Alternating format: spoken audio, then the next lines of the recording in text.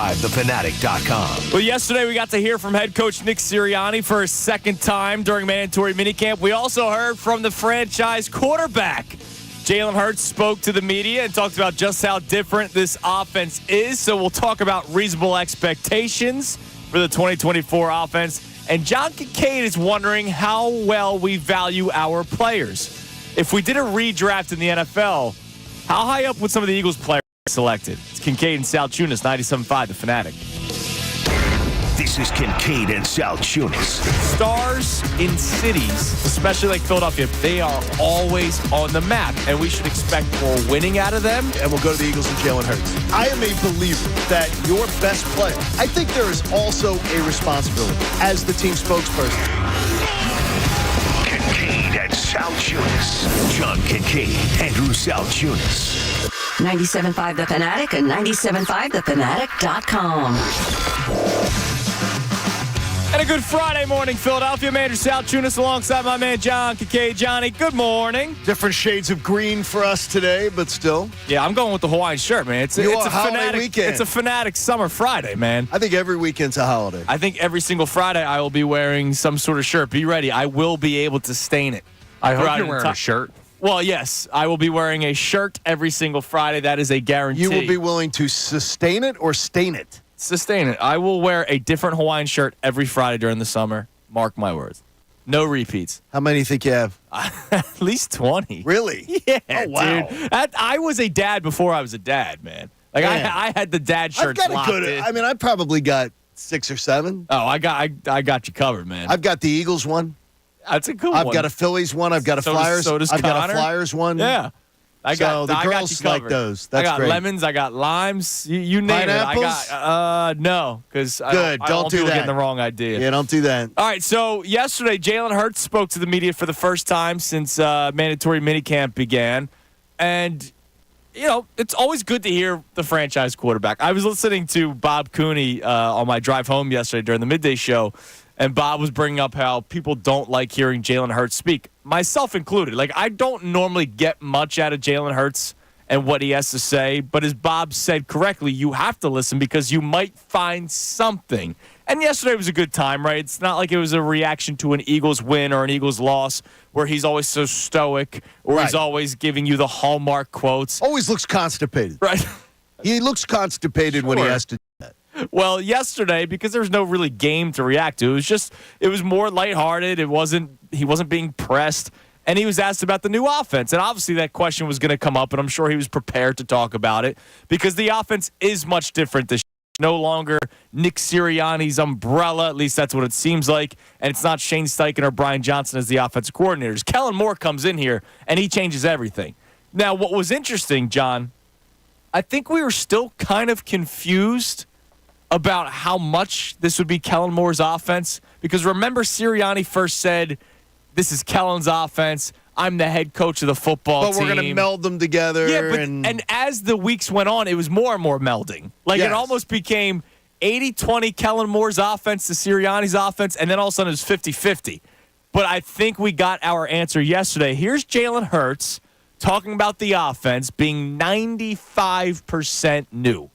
Right now it's been a lot of new inventory in. Majority of it, probably 95% of it being new, and so it's just been that process, and it's been a fun process because you get to see what works for other people. And the number of coaches that I've had since I've been here, I've been able to take in a lot of new knowledge and new understanding, and so I think the goal coming in was to learn Kellen's offense and master it, and I think that's been a process, and I think by the end of it, I want it to be mine and have it in my own way. I think that's kind of a credit to, again, the lack of continuity with that, and it being a thing where I've kind of had to take all these new things and new voices and still go out there and be successful and efficient. And so I think that's exactly what's going to happen again.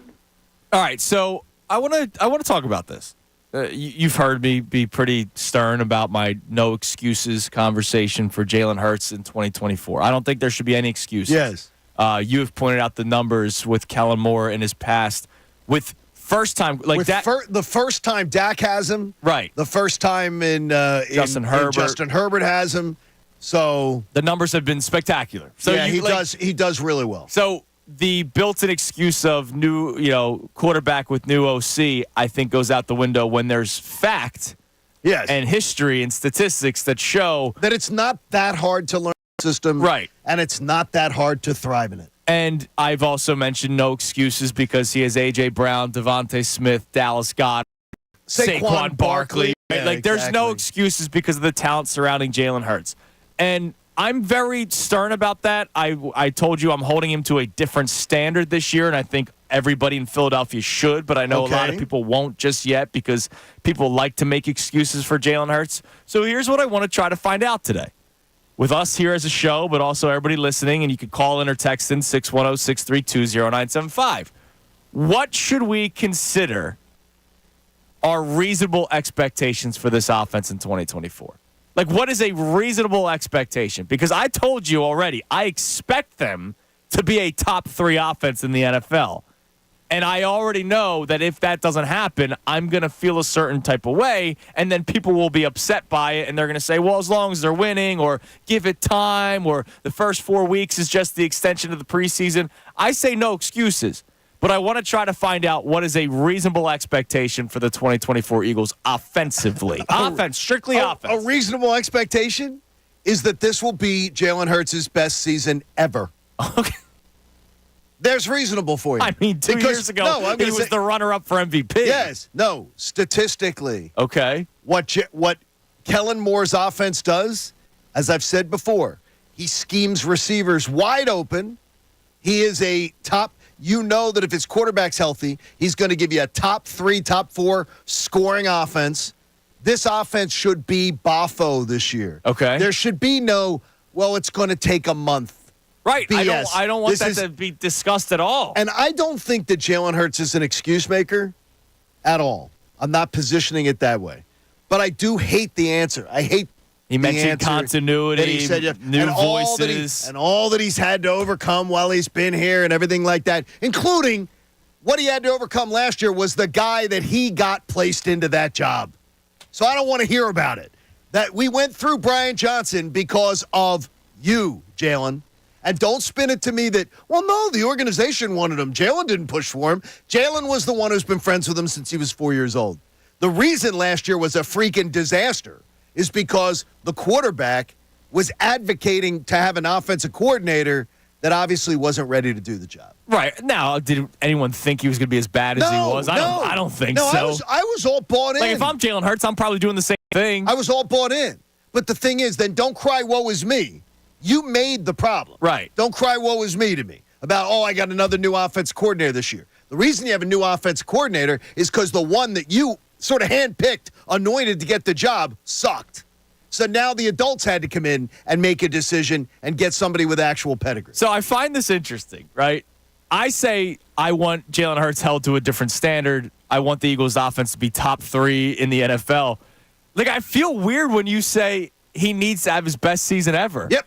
Like, I feel strange about it. I don't necessarily disagree with you, but, like, his best season was 2 years ago where he finished runner-up for MVP. And I don't think he's ever going to get back to that point. I've said that to you multiple times. I don't think he'll ever play damn near perfect again in his career. He'll probably have a couple seasons where he peaks up real high again, but there's probably going to be a certain ceiling that Jalen Hurts has in his career. And I don't know if it gets any higher than 2 years ago. If I ask you about other quarterbacks that are the top of the league, whether it's past, present, are you telling me that, like, guys who have great years don't tend to have for the next 5 years great? They usually do. I don't know how. They usually do. They don't usually have a great year and then drop off, especially when they're young. When they have a great year, they tend to ascend. Here's the thing. I've seen Kyler Murray drop off. I don't know if Jared Goff. Kyler Murray was never discussed among the best quarterbacks. He had a MVP conversation for like 2 years in a row. He had a one season. One season. But it was but then again, and he was a former top pick. But if you bought into Kyler Murray, I'm going to tell you that you bought into Kyler Murray. I'm not buying into Jared Goff. He had a very good season last year. Absolutely. I'll buy stock in Jared Goff over a Kyler Murray any day of the week. Okay. Because I've seen him go to the NFC title game 3 times and a Super Bowl. 3 NFC title games and a Super Bowl. So he's on path, and he's to be Donovan McNabb. Well, that's a good point. And Jared Goff can sling the football all around the field. I feel much better about that. There's no excuses for Jalen Hurts. Take off. You know what? When you go to the bowling alley and they put up the bumpers? The bumpers, yeah. Take down the freaking bumpers. This is one of the highest paid players in the game. It is. With all of the resources. What quarterback this year has better offensive line, skill position players? Probably none. Probably none. So I don't want to hear anything about expectations. We don't want to set them too high. Okay. Don't want to expect too much out of Jalen. No, I'm going to expect a damn good season out of Jalen. And by the way, I do not believe he's going to disappoint me. I do not believe he is have a year where he struggles. So you're setting the bar higher than 2022. I am absolutely setting the bar for the Eagles offense. Yes. The Eagles offense higher than 2022. All right, I would love to hear from you guys on this. 610-632-0975. Jalen Hurts talking about how the offense is 95% new, and I'm saying it right now. Enough. I don't want to hear excuses. He's learning a new offense, right? I don't want to hear any of that. But my question for you is, what are reasonable expectations for this offense in 2024? Because I think we all expect big things. I really do. But I do know how Eagles fans have operated the last couple of years, where it's almost been like, well, hold on, let's see them, give them a couple weeks before they start looking good. And I don't want to do that this year. That's why I'm saying take down the damn bumpers. Okay. And, whatever else, whatever other little safety device you put into place. There's the dinosaur that you can roll the ball down. Okay. That's true. I like that. Take that out, too. You're allowed to get on your bike in the cul-de-sac without a helmet on. Whoa. You are. Way easy, you are. Dude. Cooper might be listening. You can really get out. Dude. He doesn't listen to this show. You've got to. You're right. I want him to be intelligent. We have to literally, honestly grow up a little bit and start to put expectations on a grown man. On a franchise quarterback. Yep. Making tons of money. And I don't believe Jalen Hurts is going to let us down. All right. I am absolutely willing to buy stock in this year's offense and in Hurts. Now, it's a Fanatic Friday, so we're going to have a lot of fun today, as we do every single Friday. We started this 2 weeks ago. We're doing this throughout the summer. We're going to be pulling questions out of the hat. We'll also have some other fun stuff for you on Fridays. And you had an idea where we can turn into a game, but it's also going to be a good evaluation process of the Philadelphia Eagles. You want to almost kind of redraft, or if there was a redraft, see where some of the players on the Eagles would fall. What if there was, just for some reason, every single player in the NFL? You're playing Madden. Every single player in the NFL is available to be drafted. Right. And there's a random draft, so we don't know who's drafting one, whatever. And you're just drafting for the 2024 football season. How quickly do you think Jalen Hurts goes off the board? And it's one season. This is for this year. So you're just drafting a team to win in 2024. And if every NFL owner's in a room, there's 32 owners. Right. I'm asking you to sort of read their minds. How many quarterbacks go off the board before Jalen Hurts is taken? And this is not a bash Jalen Hurts. No, it's not. This is a evaluate, where do you think the rest of the country and the rest of the league thinks about Jalen Hurts? Right. Where do you think it's? I've got my list. I won't share it right now. Okay. But I will tell you that I have quarterbacks that I think absolutely go off the board before him. Yeah. And the question is he a top 5? Do you believe he'd be one of the top 5 quarterbacks taken? Do you believe he'd be one of the top 10? I do not believe he'll be a top 5 quarterback taken anymore. I think he dropped. I think last year makes him fall off a little bit. I think 2 years ago it would be, and that's the beauty of sports, right? It's such a what have you done for me lately? Sure, absolutely. And we're doing it industry. for just this year. Right, exactly. It's not about you're saying, like, just for example, it's not like you're saying, well, Aaron Rodgers is old, so I'm not drafting. Right, no, right. You're just drafting somebody for this year. And so you don't have to worry about what a guy's age is. And you know what's fascinating? I just pulled up an article on NFL.com. It was after the regular season came to an end. You know how they do their power rankings every single week? They actually did a quarterback power rankings. Mm-hmm. And I'm fascinated because I see where Jalen Hurts is ranked on this list, and it's a lot lower than I expected. But then again, you remember how bad the season ended last year, and Jalen Hurts was a big part of it. So what we want to do today is try to figure out, basically the bottom line is when it comes to this exercise, is whether we overvalue or undervalue the individuals of the Philadelphia Eagles. Because we've talked about this roster, at least this offense, is supposed to be a top 3 offense. Well, is it based off of star talent, where it's top 3 players at a position, or is it because of a good roster that is constructed. Like, you don't have to have look, the Arizona Diamondbacks got to the World Series last year, right? Like, they didn't need this star-studded team in order to get to the World Series. So we'll find out today, is this Eagles a star-studded team? Do we overvalue, undervalue some of the players? And what I want to kind of do, and I'd love to get your list, but I think something that we can do, the three of us, is maybe draft the top 10 at each position. So, like, if I were to say, let's start with quarterbacks, which we will. Patrick Mahomes, number one. Yeah, pretty easy. Okay. And then we could do, like, I'll do 2, you'll do 3, you'll do 4, and then we just keep on going until we get to 10. And we'll find out if Jalen Hurts is in the top 10. Well, I think we can do that. I think with every position, their ears would bleed if we did it with everyone. But the idea is, right, like the main where does an positions. Eagle... We're not going to do right guard. Exactly. But where do Eagles... How long do you have to go down a list at any position before an Eagle shows up? Right. Because I'm wondering whether... And I think it's a great expression that you will use from time to time about the Eagles' colored glasses or how you're looking at it. I wonder, do we over-evaluate? Because I'm telling you, I'm not over-evaluating, and I absolutely refuse to have the baby bumpers up for Jalen expectations. Take them down, and I don't believe Jalen has ever asked to not have huge expectations on his shoulders. I don't think he's trying to. I just didn't like that answer yesterday, but I fully expect he's going to deliver. The only thing that would keep him from delivering is injury. Right. I am convinced. I am convinced that we will look at 2023 as a distant memory. Okay. I would like that, even though 2 out of the 3 years it's been similar. Well, the other year was, I'm not going to count, in 2021. So you when Nick Sirianni's coming in, you and he's completely ignore that one. Well, no, I'm looking at it as first-year Sirianni. He switches offensive coordinators in the middle of a year. He has Devontae Smith as your pretty much only wide receiver. Right. Okay. As a rookie.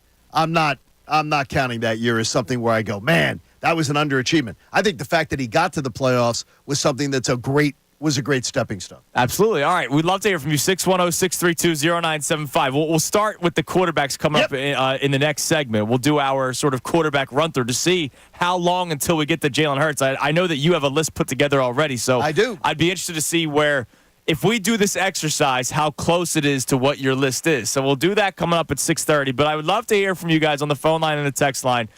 When it comes to the Eagles' offensive expectations in 2024, what is reasonable? So, Connor, I'll ask you. John believes taking off the bumpers means he should have the best season of his career. The Eagles' offense will have a better year than 2022. That's the easiest way to put it. Okay. Eagles' offense will have a better year. So, in my mind, that means he's had the best year of his career. Is that reasonable to say? I don't think so. And I don't think it's far off. We have to put ourselves back to where we were in 2022. We had multiple conversations about that being the best Eagles team we've ever seen. That was a second year with a coordinator on the offensive side, second year with a coordinator on the defensive side. Sirianni had been here 2 years. Like, you had continuity for the most point in Jalen Hurts' career here. And I'm not making excuses for like this year, like, they could lose the first couple games. Right. But continuity does make a difference to some extent. And Jalen Hurts was a top 2 player in the sport of football. Yes. Like, But can the offense be better without him being top 2? Maybe. You now have a better running back than you did on that team. A.J. Brown and Devontae Smith. Devontae's another year older. A.J. Brown just keeps getting better. And then you drop off at center largely because you lose an all-time player. You do lose an all-pro, Lane Johnson is older. Jordan Mailata has kind of gone from, this great, surprising left tackle to now is he a guy that you really look at as you're 100% confident he's elite? I think he's very good, but there have been some changes to the negative too. I think they're going to be very, very good. I think they're going to be a top 5 offensive football. I have no doubt in my mind about that. But I can't say that the bar has to be better than the best offense I've ever seen this team have. They built one. They built one. They built one with that expectation. They did build one. And by the way, Jurgens has now been here for 3 years, and I should not compare Cam Jurgens to Jason Kelce. Nobody should compare nobody the should two. do that. But it's not like he's stepping in there, somebody's still wiping his nose. Like, he's been here for 3 seasons and now. Nobody else in the country is looking at the Eagles offense and going, well, you know what, though? The center position might be the reason that they don't achieve. Right. For most teams, the center position, the only reason we talk about centers is because we had Jason Kelce. In most other cities, They're not talking they about the don't even center. talk about their center. Yeah. I got you. It's because of that. The difference to me, I think, is I like to leave headroom. My expectation is normally below the ceiling of the team. I know what you are. You're one of the guys that You goes. want to hedge a little. No, I don't want to If I'm hedge. disappointed, at least I'm not as disappointed because I already thought less of what everybody else was thinking. No, not at all. I just told you top 5 offense. I'm not saying, if they're in the top Yeah, half. but I said top 3, Okay, coward. Great, top 4. Let's call it even. Whatever you want. My point is, in sports, things go wrong, and I like to leave a little bit of headroom for when things go wrong. But they go wrong for everybody. Well, I know, but I'm saying if we're going to compare them to the 2022 team, nothing can go wrong for that 2022 team. When you make a prediction on a season, you don't make a prediction based on what you think can go wrong. Things are going to go wrong for every team. Well, I factor that in. And if you lose 2 players on offense, then nobody's going to rip you if your evaluation was off. Well, I'm Right. not saying injuries. It's that could happen. All right, we'll continue this conversation. You can text in or call in 610-632-0975. What are reasonable expectations for this Eagles offense in 2024? This coming after Jalen Hurts saying the offense is 95% new. If anything, I take that as a positive So because do last I. year sucked. And we're going to start redrafting in the NFL, but we'll do different positions as the show goes on. But we're going to start with the head honcho, and that's quarterback. How long does it take until we get Jalen Hurts off the board? We start that next. It's Kincade and Salciunas, 97.5 The Fanatic.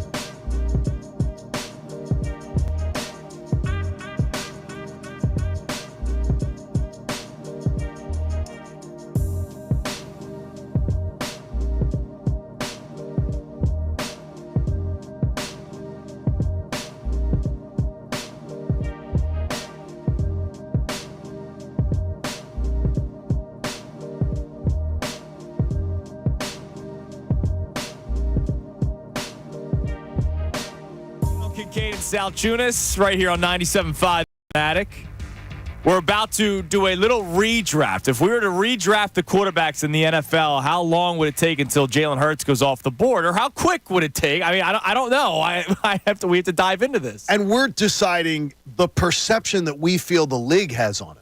Right. We're not doing. This isn't our preference. This is how we think he's perceived in the league. Do we think he's perceived ahead of this guy, that guy, or otherwise? Right. So we'll do that coming up in a few minutes, but I know we have some texts coming in on our original conversation. Our jumping off topic today, Jalen Hurts talked about the offense being 95% new, and you already heard part of the built-in excuse when he gave his answer. He said, it's another year where I have to learn a bunch of new things. My question for you today at 610-632-0975. You can call in or text in. What are reasonable expectations for this offense in 2024? I believe they should be a top 3 offense. John says they need to be better than 2022, which, as Connor pointed out, is one of the greater Eagles teams in the history of the franchise. What do we have coming in on the text line in this conversation? Blaine in Kentucky checks in, says they should be top 3 in offense and upwards of 25-plus points per game, but I'm thinking deeper for expectations. They have to carry this team, especially this young defense. I expect them, like the Super Bowl winning Eagles did, to consistently play with the lead, force the opposing offenses to play catch-up, which in turn helps out their defense tremendously. 25 will not get you close to third top 3 offense in the league. 25 would tend to get you around 8th to 10th. Yeah, it's got to be like 28. Yeah. You got to be like 28, something like that. If you want to be top 3, guarantee you're top 3, you want to be around 28 a game. And that doesn't sound like much from 25, but there's a lot of people in the 25-point range. Well, right. Tack on an extra Jake Elliott field goal from 60, and we'll call it That would be great. We would take that. So then we're 28. Yeah. that would be great. 28 a game. What else do we have? We have a check-in here, no name on this one, but they say 2022 was just like Wentz in 2017 for Jalen Hurts. Quarterback played at an MVP level. That's fool's gold. The good thing is Hurts doesn't need to play at an MVP level to win this year. He has to cut down the turnovers like what we saw from last year. I think that's a bright – that texter is very bright. No name on that text. That texter is very bright. We still getting a lot of new texters for the first time, Connor? Yeah, of course. That are checking in. So remember that phone-in line. Yeah. It's the text line, too, if you're busy or you want to do a voice-to-text. And send Connor driving. or send Connor pictures. Or send Connor pictures. We had a picture sent to Connor not too long ago. Now I'm curious, does that person believe that Hurts will never reach that level again? Kind of sounds like it. That sounds like that sounded like a he said fool's gold, right? Like he mentioned it. He said in the text fool's gold. Look, I've been on the record a million times. I don't think Jalen Hurts will ever get back to that level. That level was amazing. Like, I think it would be unfair to expect a quarterback to play at that level unless you're Patrick Mahomes. Wait a minute, you think I think it's unfair to expect that Jalen Hurts specifically to be the second best quarterback year in and year out. Well, I don't know that I don't think he statistically was. I don't just look at statistics. No, I watched that guy complete almost every single pass downfield. He threw the ball with ease. He made every right decision. I think coaching had a big part of that. 66.5% completion percentage is amazing. Yes, it is. Last year, he was 1 percentage point less. Okay. Yeah, but it was. But that's why I don't base off of statistics. No, but last year was not even close to 2 years ago. He passed for 3,700 yards. Quarterbacks do that.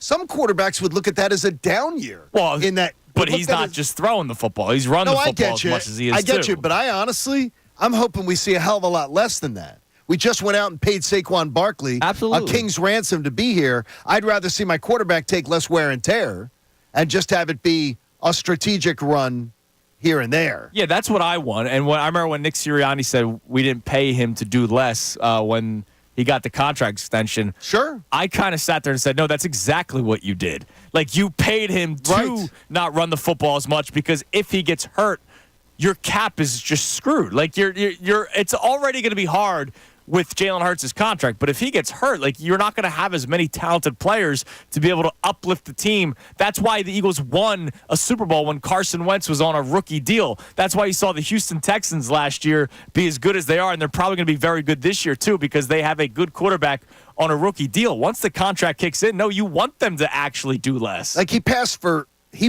more touchdowns last year. than he did in 2022. Yeah, but that's why I say I don't really care about statistics because last year didn't feel like 2 years ago at all. No, because the team sucked. The yes, defense and Jalen Hurts himself was not good last year. I got you. And the turnovers last year were ridiculous. Yes. 9 more interceptions was absurd. But 22-6?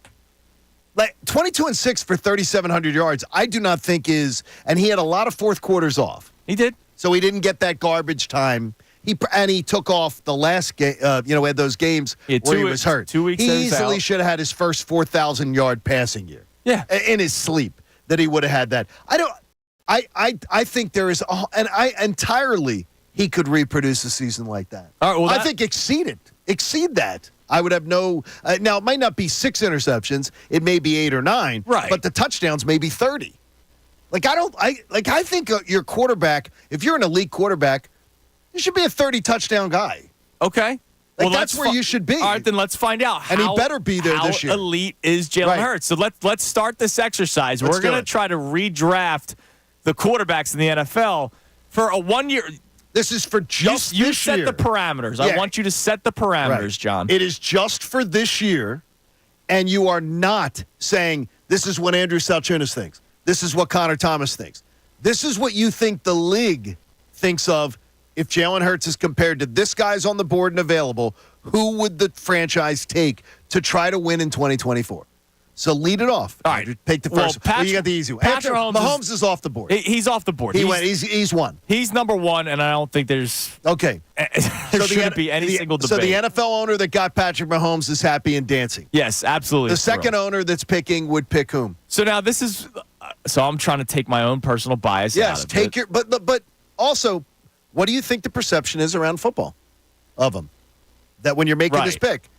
All right, so MVP has to go second. Yeah. So Lamar Jackson.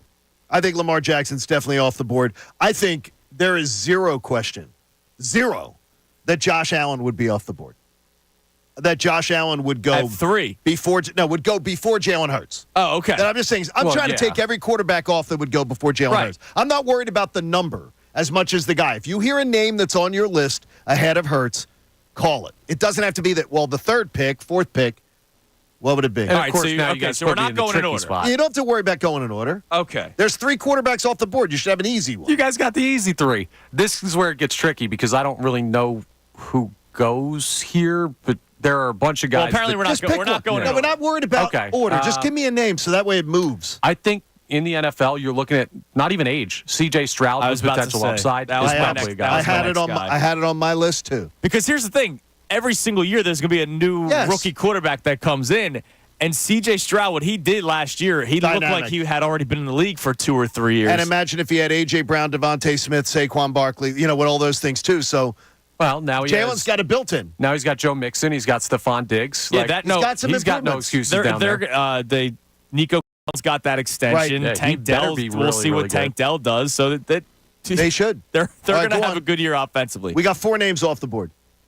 Okay. It's for 1 year. I know people aren't going to like it, but here's the deal. Joe Burrow goes off the board before Jalen Hurts. Joe Burrow would have been on my list, absolutely. But people, you know how people are, well, I mean, he's always hurt, and what is he? He hasn't done as much more. What, somebody broke his ankle? Right. Like we're holding that against him? Well, then he was hurt his rookie season as well. But I would still believe that Joe Burrow, and I myself, if I'm not even doing the league thing, I would take Joe Burrow over Jalen Hurts. Well, that gets tricky because it depends what you value in a quarterback. It's what the NFL. Do you think the NFL, in a room of owners, yeah, do you think they think higher of Joe Burrow or Jalen Hurts? I think it's split because Jalen Hurts and Joe Burrow are such different quarterbacks.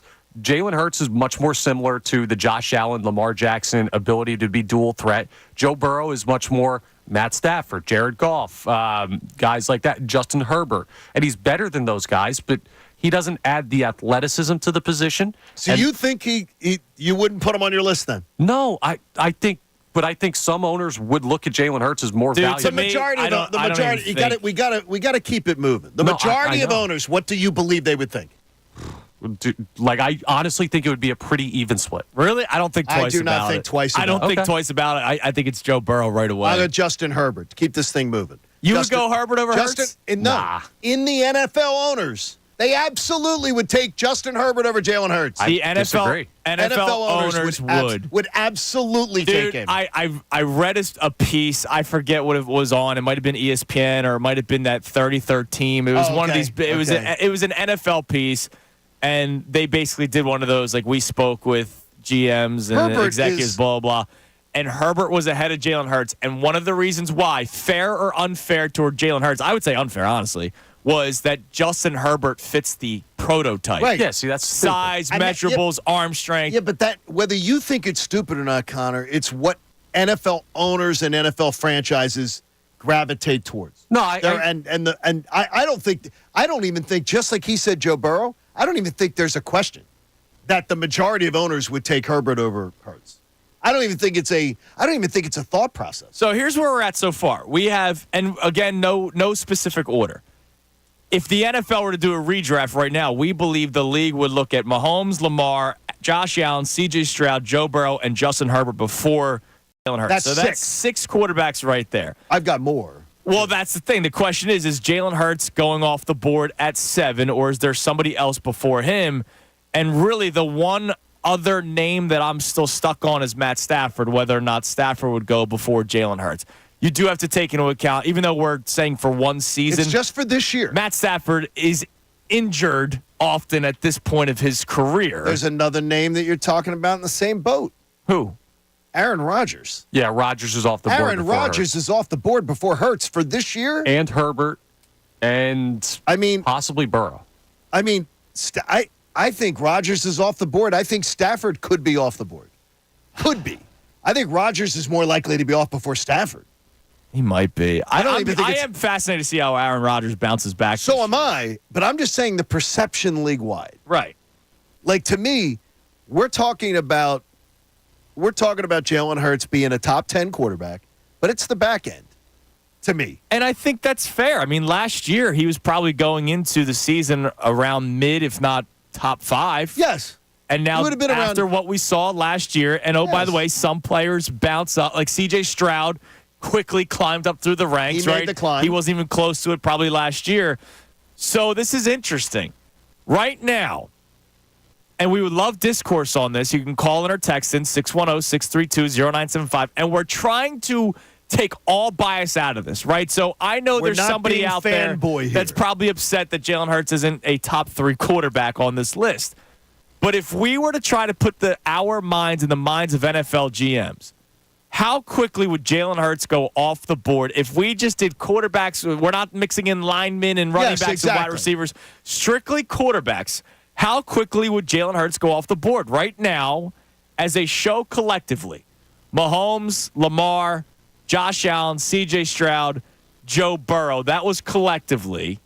And then there's the question about Herbert, Rodgers, and Stafford. Well, the two of us believe Herbert. So we got 3 votes. Right. We got 3 votes because here, I think you're right. The NFL would take Herbert. I personally. You would not. I would go Hurts over Herbert. I think Herbert has been given everything before he has accomplished anything. I would also not take Herbert. I believe without a doubt that if you're talking about there's 32 owners in a room, that 20 of them are going Herbert. So here's what I want us to do during the break. So we have maybe collectively the league would have Hurts going 8th. Where would you personally have Hurts going? Let's try to think about that as well. And we're going to mix in other positions as the show goes on. Would love to get your text messages and your phone calls, 610-632-0975. Where do you believe Jalen Hurts would go? And also, the overall Eagles topic. What are reasonable expectations for this Eagles offense heading into 2024? And it's a Fanatic Friday, so we'll get our first question out of the hat. Coming your way next, Kincade Salciunas, 97.5 The Fanatic. Eagles head coach Nick Sirianni.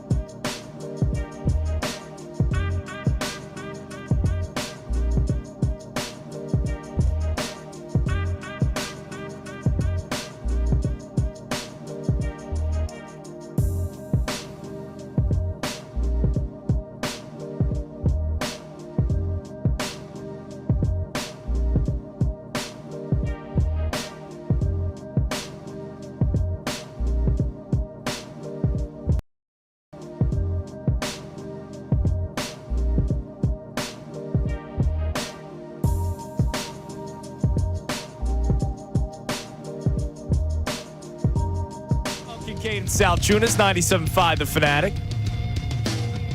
What are reasonable expectations for the 2024 Eagles on offense? All right? Strictly offense. What are reasonable expectations for the Philadelphia Eagles offensively in 2024? And we're also trying to put our GM caps on. If the NFL were to redraft position by position, how quickly or how long would it take until Jalen Hurts comes off the board? And again, we have to take our personal bias out of it. Yes. It's what what we think the NFL perceives. I put a little text here. One of my buddies from NFL Network. I sent a little text and I said, because we were going to do this the other day and we didn't. Right. And I said, what do you think Jalen Hurts would come in at? He said 8 to 10. Oh, and that's where we were at. He thought 8 to 10. That he would come in at 8 to 10. Which, by the way, he's still a top 10 quarterback. Right, that's, exactly. That's still a good thing. And I fully expect I think he's going to ascend. I think this is going to be the best year for the Eagles offense under Jalen Hurts. So let me ask you. So we had Mahomes, Lamar, Allen, Stroud, Burrow, Herbert, Rodgers, Stafford as quarterbacks that could potentially be drafted ahead of Jalen Hurts for a one-off. Sure, For absolutely. a one-off. One season, that's it. Just this year. Just this year. The quarterbacks that he could ascend ahead of, Stafford at some point. No question. Rodgers at some point. I personally would have him over Justin Herbert. I would not take Justin Herbert above Jalen Hurts, but I absolutely, without question, believe the NFL owners would. Right. And so that leaves Mahomes, Lamar, Allen, Stroud, Burrow. So that's 5 quarterbacks ahead of Jalen Hurts. If you still believe those quarterbacks are ahead of Jalen Hurts, I think Jalen Hurts could ascend ahead of Josh Allen at some point. We've already seen it. We have. Josh Allen is still very talented. Think of it this way, though. Think of it this way as far as how Jalen Hurts would be evaluated by NFL owners. If Josh Allen had the Eagles' offensive line, just give him that. Right. And had A.J. Brown and all of the toys, I think Josh Allen would pass for 5,000 yards. He probably would. Yeah. I think he'd be a 5,000-yard passer, and I think he would be still able to use his feet. Yeah. He'd even be more dangerous. I think NFL owners would think the same thing. What if Josh Allen ever played behind that offensive line? That offensive line. That's why he would go ahead of Jalen Hurts. And that's why I think Justin Herbert, they say that they believe in that prototype. They love the guy who can slow over the field. Yes, they do. That's why I read that list. And Justin Herbert on a list was ahead of Jalen Hurts strictly because of prototype. And now we wouldn't take him. No. Andrew, you too? Yeah, no shot. None of us would take Herbert above Hurts. But we all believe, 2 of us believe the NFL would. Well, let me ask you this. With the Josh Allen conversation, is there a thought process of you can give him whatever he wants. Can he win? Does that come into it? Does Jalen Hurts I haven't seen him with a strong offensive line. Right. I get what you're saying. No, I know. But dude, I don't think the league, I don't think a GM would go, Josh Allen has a hell of a lot more ability, but Jalen Hurts has more winning qualities. If it's a one-off, I think they'd probably go with Josh Allen over Jalen Hurts. No, I got you. I'm just let's not pretend like people don't say that about athletes in sports. No, you're absolutely Jimmy correct. Butler. Let's talk about James Harden. Yeah, Jimmy Butler's probably a top, 35, 40 NBA player, but the dude wins. I don't know how. But do you think that Jalen Hurts, all the intangibles that we believe in, that I absolutely believe in, the rest of the league looks at him and goes, I wish I had that. I'm sure people do. I mean, wasn't he being compared to Brady last year before the season started? I forget who it was. It was not an Eagles. You mean holding people accountable? Somebody said he was Brady-esque. Wow. I got to look it up. Somebody was smoking something. It might have been Aikman or something. It was somebody who, it was not a Philadelphia Eagle thing. See, I'll try to look it up. I think anybody who would utter that word with Jalen Hurts is absurd. But I think that Jalen Hurts, I really do believe Hurts is going to have a spectacular year. I think we're going to look at last year and go, what the hell happened? That's what I believe. But I don't believe the perception of him around the league is as strong as any of the quarterbacks that we've listed ahead of him. Okay. All right, so we'd love to hear from you guys. 610-632-0975. You can call in or you can text in. Also, it's a Fanatic Friday. presented by our friends at Pumpman Philly for 24/7 emergency repair or pump replacement. Count on Pumpman Philly, the guys that know to fix your flow. On Fanatic Fridays, we pull questions out of the hat. So, Connor, let's get our first one, as I would like to close out the 6 o'clock hour with Okay, one. give me 3 to 5 business days to unravel this thing. Yeah, They're okay. all folded 1,000 times. Roger Goodell spoke at the NFL spring meeting and said an 18-game schedule would be a good trade-off for a few preseason games. Do you agree?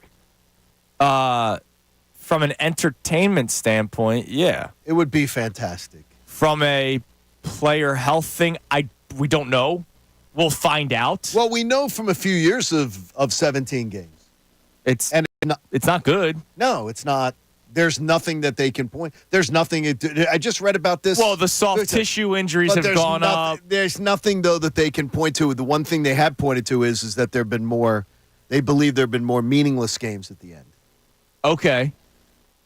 For whatever reason, that extra game. Week 18, the 17th game for everybody, right, has been the worst. Like, I thought I saw it where they said it was the worst week, statistically, the last couple years. Look, I would welcome it. I would, because it's more games that mean something. Like, preseason doesn't mean anything to me. Like, great, we all fall in love with the preseason warrior, and 90% of the time they don't make the team. Yeah. They really don't make the team. Let's remember, we were all big mandatory minicamp guys a couple days ago, and now we're taking away preseason games, so it's less time to prepare. They don't play preseason games. Well, some teams do, and we argue that maybe they should. I think so then if you have 2 preseason games, you should play in both preseason games. But it's less time to prepare, so is that a bad thing for a team to get ready? Every team would I got you. have less time to prepare. No, it's not less time to prepare. It's just less games that one preseason game they don't give a damn about. The fourth one. Right. Nobody plays anybody.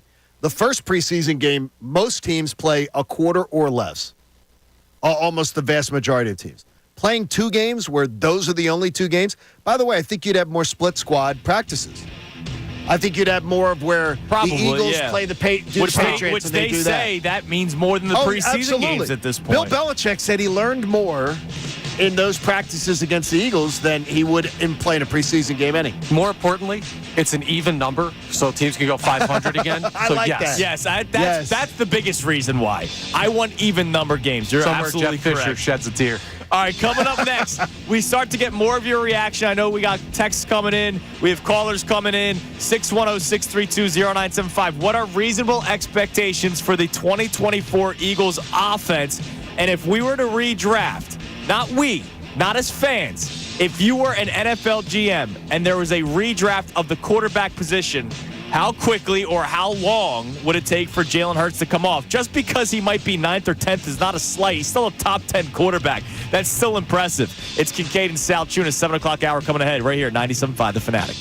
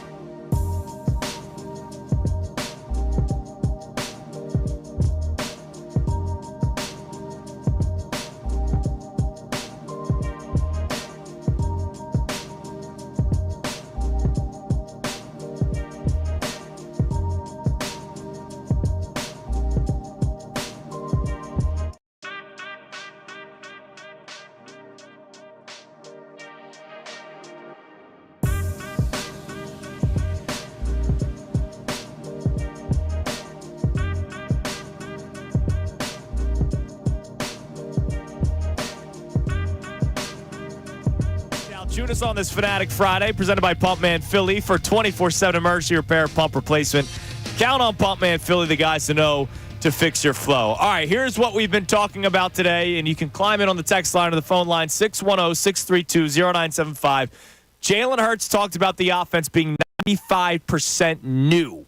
Yay! Which I think we all celebrate because last year I honestly would like it to be 100% new if I'm being honest with you, but there are some players that are still here, so I guess that's the 5%. And the tush push. And the tush, the tush push has to stay here. Jalen Hurts. So let's play the clip real quick. Here was Jalen Hurts yesterday, spoke for the first time since mandatory minicamp began, and he was talking about the new offense ahead. You know, right now it's been a lot of new inventory in. Majority of it, probably 95% of it being new. And so it's just been that process, and it's been a fun process because you get to see what works for other people. And the number of coaches that I've had since I've been here, I've been able to take in a lot of new knowledge and new understanding. And so I think the goal coming in was to learn Kellen's offense and master it. And I think that's been a process, and I think by the end of it, I want it to be mine and have it in my own way. I think that's kind of a credit to, again, the lack of continuity with that, and it being a thing where I've kind of had to take all these new things and new voices and still go out there and be successful and efficient. And so I think that's exactly what's going to happen again. So our question today, what are reasonable expectations for this offense? Not necessarily just Jalen Hurts, but this offense in 2024. And I still believe it's reasonable to expect a top 3 offense when it's Jalen Hurts entering year 3 as a starter in the NFL, paid to be a franchise quarterback. Yes. The arguably best wide receiver tandem in the NFL in A.J. Brown and Devontae Smith. An elite tight end that is underutilized but should be utilized more in a Kellen Moore offense in Dallas Goedert. And, oh, by the way, your offseason addition, T.O.esque of 04 with Saquon Barkley. Like, why shouldn't I have top 3 expectations? You should absolutely have top 3 expectations. Do it. And I Do it. I will. Don't put take down the baby bumpers. No more high chair. We should expect the world of Jalen Hurts this year. We should absolutely expect anything less than a top 5 offense would be a huge, ridiculous disappointment because you just say, how many quarterbacks could you plug in with all of these advantages? Right. What would they do with it? And I know this. I believe in Hurts, and I absolutely will double down on my belief that he makes last year seem like a distant memory. A little blip on the radar. Yes, okay. blip on the radar. Now, real quick, let's think about this. Who would be the teams? So I throw out the number top 3. Who would be the teams that are for that top 3? And I don't even know if Kansas City necessarily is one. Like, obviously, they'll be in the conversation because it's Patrick Mahomes and Travis Kelce. But if you remember, the offense wasn't San Francisco great last year. San Francisco, absolutely. Right, and top 3 offense doesn't necessarily mean Super Bowl favorite. No, right? No. You can have a top 3 offense and a bottom 5 defense, so your team ultimately is middle of the pack. But if we're focusing strictly on the offense, Eagles obviously will be in the conversation. Miami will probably still be there. Miami's got to be in that conversation. San Francisco, Houston will be in the conversation. Houston could be, yeah. If C.J. Stroud, they kind of have to be. If C.J. Stroud has another year like last year, and I expect him to be better than last year, you add Stephon Diggs, as Connor's pointed out, and Joe Mixon, they should be better than last year. I'm going to tell you, Dallas will be in the conversation. Dallas will be in the conversation. Do we put Buffalo in there? Well, who's he throwing to? Himself? That's what I'm saying. I don't know who Josh Allen's throwing to, and we'll see. Like, look, I think he's a very good quarterback, but is he going to be able to play without having Stephon Diggs? Okay, you got to put Detroit's got to be in there. Yes, Detroit. I think. Yeah. So we have 5 teams so far. Detroit's in the mix. Detroit, San Fran, Baltimore's got to be in Philadelphia. Baltimore's in the mix. They had like Baltimore's in the mix. I think they had like 29 points a game last year. Yeah, so they should definitely be in the mix. You should absolutely be right there with all. Is Green Bay in the mix with Josh Jacobs now and Jordan Love? So it sounds like there's a lot of teams that there could be. Kind of in this neighborhood. I think Green Bay, though, last year, you'd be shocked, Connor. I'm going to guess they were a little over 21 points a game. They weren't that good till the end. And the skill players on the Eagles are so much better than Green superior. Bay. Yes. Like, I like Aaron Jones a lot. He was banged up a lot last year. I don't know who Christian Watson's going to end up being. Remember, he literally couldn't catch a football for the first half of the season. Then he was scoring like 3 touchdowns a game. Like, I don't know. Aaron Jones is in Minnesota now, right? That's right. Yeah. Yeah, he's not even Josh there Jacobs anymore. Yeah, is that's their right. guy. It's Josh Jacobs. So, I don't know skill position wise how close it is. Like, I think Philadelphia's skill players far outweigh Green Bay's. I think the Eagles only had 7 or 8 teams that were ahead of them last year, Okay. even in a bad year. Even in a bad year. So, yeah, it'll be interesting to see. I say top 3. I kind of throw that out there willy-nilly when there's a lot of other good teams with a lot of great skill players. But the Eagles' skill players, arguably, are one of the most talented groups in the NFL. So if Jalen Hurts can play closer to 2022, then they should be a top 3 offense. And I don't think that's up for debate. No, it shouldn't be. All right, the other thing that we're talking about, if we were to redraft the quarterbacks in the NFL, we started off through the GM perspective. Like, take your personal bias out of it.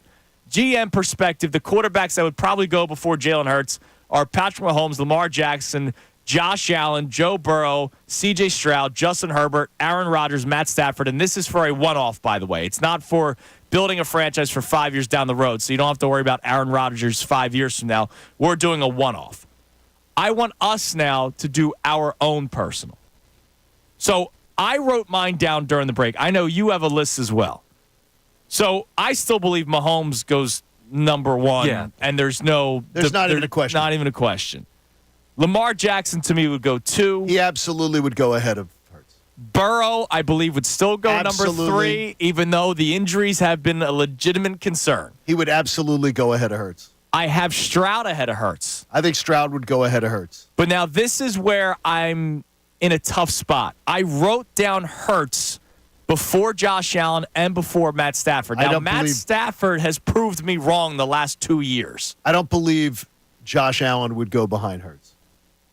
And on my list, I'm saying your list. I'm not doing NFL GM. On my list, he does not go behind. Yeah, I agree. Josh Allen's still going before Hurts. He would pass for $5,000 in this offense. If he had everything that Hurts. Are we basing it off of this offense, or are we just basing it off of if we're starting all over? Because I'm saying is if they were in an equal situation, there's no question in my mind. Josh Allen, I'm taking off the board before Hurts. Okay. I mean, I don't even hesitate on that one. Not even a slight hesitation. Okay. He would pass. He would if he was the Eagles quarterback with everything he's got going for him, he'd be the number 1 quarterback in the NFL. So we're basing this off of the Eagles roster. Well, I'm saying is when you're trying to make a comparison to Hurts, what you have to say is if he had everything that Hurts has going for him, what would he do? Would you rather have somebody else with all of Hurts's toys? It's a great question. That's the way I would make the determination. But that's why I wouldn't take Justin Herbert. When Herbert doesn't make Herbert money. has had toys, except for an offensive line. He didn't have He's not an offensive line, right? Not an offensive line. Absolutely. Yes. So, Connor, where would you be with this? Yeah, you got to go Mahomes, Lamar. I'm putting Josh Allen up there. I'm putting Joe Burrow up there. I think there could be an argument. I wouldn't put Hurts top 5. I just don't think that's fair based on what happened last year and the one-off year. But I could put him ahead of Stroud. Like, there's an argument of, okay, come in, have a great rookie year. You get these weapons, great, but does the league figure you out? I know that what Jalen Hurts looks like when the league figures him out last year is still a playoff caliber quarterback. Okay. So I don't know that about C.J. Stroud. All right, and that's something that we'll find out this year. Yeah, I'd take him over Love. I would take him over Jordan Love. You wouldn't take him, though, right now. Who? Stroud? I would.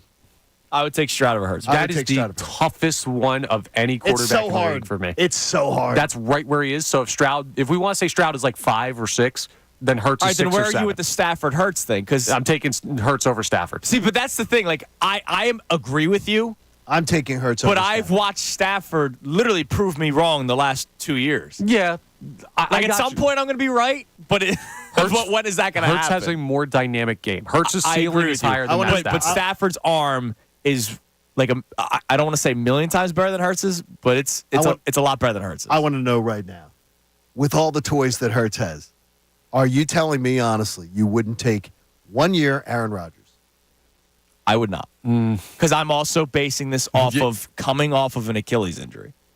Like, that is real. Right? Like, we're not saying everybody's perfectly healthy. That's like, the truth. That has to be. Aaron Rodgers is coming off of an Achilles injury. And, oh, by the way, Aaron Rodgers is not necessarily totally focused on football anymore. Right. This goes to the winner conversation. Like, if I'm going 1 year and it's an election year, he's coming off of an Achilles. Right. You know, he's talking about space and all like he's on methamphetamines for all I know at times, right? Peyote. I think I'm going Jalen Hurts over Aaron Rodgers in 2024. I think in 2024, I think I'd still go Rodgers. I don't know if I could trust. I could trust Jalen the Hurts thing is, you to make have a good head on his shoulders to go out there and play football. I don't know if I could do that with Aaron Rodgers right now, man. You have a great one. You have a great point of view there as far as it makes sense. I didn't think of it in the injury coming back. He's coming off of an Achilles injury. I mean, at his age, that's pretty tough. But all these splitting hairs, I think it puts us in the place we need to be. He's Hurts a top five-ish quarterback. Right. Five-ish? Top 5 to 8? Yes. Yeah, that's still very good. And that's Yes. okay. I believe you have to be a top 12 quarterback in order to win a Super Bowl. Ooh, you'd Top be a little 12? generous there. Top 12, eh? I think so, yeah. I'd go you gotta top be- 8. I think you got to be like top 8. And I'm not. And someone is immediately going to point to Nick Foles. Right. Yeah, that's the anomaly. Well, is Brock Purdy a top 8 quarterback? We No. haven't even mentioned Purdy. No, and I don't think he can win a Super Bowl. All right, but he was in it. I got you. Why couldn't he win a Super Bowl? Because I think when you get to the Super Bowl, your quarterback needs to ball out. And I do not think on that stage he is capable of balling out. Think about the games they played on the way to get there. They didn't beat the brakes off of anybody. They didn't. They actually lucked in. Like the Packers game, the Packers had that in hand. The Lions should have stopped Lions them. should- yeah. They choked They- like Dan Campbell going for it on 4th down in the situation that he went for. Brock Purdy's best throw was off a defender's helmet. Yeah, I would insist to you that second half he did ball out. yeah. In the comeback. He balled Back out, to get but, them to the but the Super Bowl. Lions, it was very much like 28-3, where like the Lions. Oh yeah, it was the a terrible Lions loss. just choked it away. That's a terrible loss. All right, so let's get some of your reaction to it. Let's go to the phone line and the text line, 610-632-0975. And then I want to play from some audio for you in a few minutes from Nick Sirianni yesterday, because I think there's still the confusion about what Sirianni's role is as the head coach of the Philadelphia Eagles. Yeah, confusion. He talked more about that yesterday. But let's go to Derek in North Philly. Derek, you're on 97.5, The Fanatic. Man, why y'all disrespecting Hurts like that, man? Seriously. Y'all give excuses to every quarterback. What did Lamar do last year? If he top, y'all always say a quarterback's supposed to make their receivers better. Y'all put that on Jalen Hurts, but y'all don't never say that about nobody else. Josh Allen, what did he do last year? Now he doesn't have anybody, so he should be expected to elevate every receiver that's on that team to make him better, to put him in the top quarterback range. Okay, so hold on. So first off, where would you put Jalen Hurts? Let's start there. I'm gonna go at least the top 6. I'm not gonna go. Well, that's where we are number too. 1 through- We have between That's where we 5 and are, 8, too. so 6 is in that range. But this is what I'm saying. Y'all having the argument is, can he step up? It's all on him. I want a statistic on what that offensive line was like at the end of the year. Did they stop the sacks, the forced rollouts? You got to give the Derek, whole stats. I Derek, think he Hurts has also rolled out a lot on his own. Derek, he has the best tools, the best toolkit of any quarterback in the NFL. And by the way, he had the best toolkit last year too. Now listen, you're right. But did they use all the tools in the set? That's he's the guy. He's the man. He is the construction worker. He's the guy with the toolkit. He's the guy who touches the ball on every play and decides what goes on. All right, Derek, I'm curious. You said top 6. I see on the screen that Right. you would have him above both Burrow and Stroud. You were not happy that we had Allen potentially ahead of Jalen Hurts. Now, So who's ahead of Hurts in your eyes? Obviously, Patrick Mahomes. Josh Allen is definitely a candidate. If he had these weapons with his arm, Okay. and how strong So- he is. I have Mahomes, Lamar, Josh Allen, and then I would go with Hurts or Burrows because of the arm. But I don't think Burrows. All right, so you have him 5th. We have him 5 to 8, and we appreciate the call, Derek. Like, how are we disrespecting Nobody's the guy when we're in the disrespecting him. same range? Nobody is disrespecting. We all have the same spot. We all saying the same And thing. oh, by the way, look, I get it. We love our players. We do. How is calling somebody a top 10 quarterback in the NFL disrespectful? No. Calling them a top 6 or 7 quarterback. Right. I think the only person that would be disrespectful to is Patrick Mahomes. Correct. Saying that he's a top 7 quarterback. No. I think Patrick Lamar Jackson. Top 1. Lamar Jackson with a couple of MVPs. Okay, then that would be disrespectful to Lamar as well. If you say 6 or 7. But everybody else, if I say Joe Burrow is a top 7 quarterback, okay. If I say C.J. Stroud, Jalen Hurts, Josh Allen, Matt Stafford, Justin Herbert, and I said they're a top 7 quarterback or arguably a top 7 quarterback, I think that's fair for everybody. And I don't think that's disrespectful to anyone. I'd like to point out, too, that I've seen in the biggest game on the biggest stage, I have seen Jalen Hurts go toe-to-toe with Patrick Mahomes, and if it's not for that stupid fumble, that he wins the Super Bowl. And to me, I've never seen Lamar Jackson do that. Who else can say that's currently playing football? Nobody. Is it just Hurts? It's just Hurts. Well, no, Josh lost it. Josh Allen toe-to-toe in the divisional round. That was a great game. That was one of the best games of my life. And he lost a Super Bowl. Mahomes lost a Super Bowl to Tom Brady. Yeah. Well, that's Brady guys, right. But he wasn't outplayed like that much by Brady. No, I mean Hurts outplayed Patrick Mahomes. That was a terrible Super Bowl. Plain and simple. I absolutely. It's just that. Oh man, that fumble. All right, what do we have on the text line about these conversations today, Connor? A lot of people checking in that want to rank the quarterbacks, and people bring up Aaron Rodgers, Jordan Love, all of these guys. And Lowell from Millersburg says, I would take Hurts at 6 over Herbert and Allen. Stafford would be 5. Herbert has done crap in the playoffs, and Allen and Herbert haven't been to a Super Bowl. Hurts has, so I'm going to rank that high. Yeah, I wrote down Hurts before Allen, but that was like I'm in a 5, 6, 7 range where it's really jumbled. I would tell you that I would tell both of you I'm glad you're not my GMs then. Okay. I really don't. And I don't believe it would be. I don't believe it would buy you a Josh Allen jersey. I don't believe it would be if there were 32 GMs in a room. I don't even think it would be close.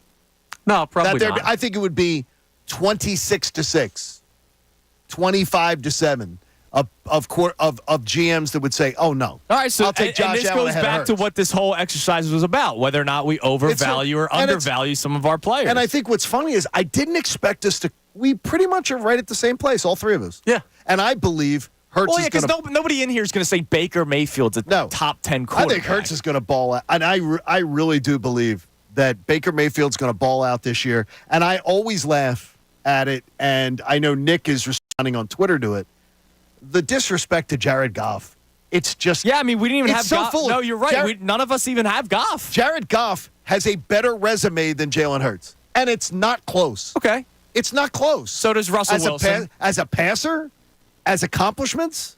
Yeah, and people go, "Oh, Jared Goff's trash." All right, Jared Goff has more accomplishments than C.J. Stroud. I'd take C.J. Stroud over Jared Goff. No, I would too. But I'm saying is that, I always hear that, I think Jared Goff's somebody who has to enter the chat.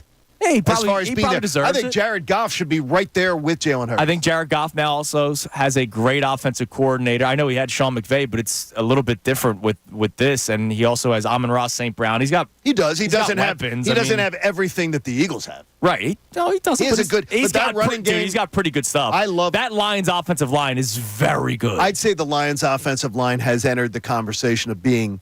They could ascend to be the next Eagles. Yeah, it should. I mean, that offense. So, let's not act like Jared Goff doesn't have much. Yeah, but he's already accomplished more before he's got a lot. He already accomplished more before he got there, too. He accomplished more with the Rams. Yeah.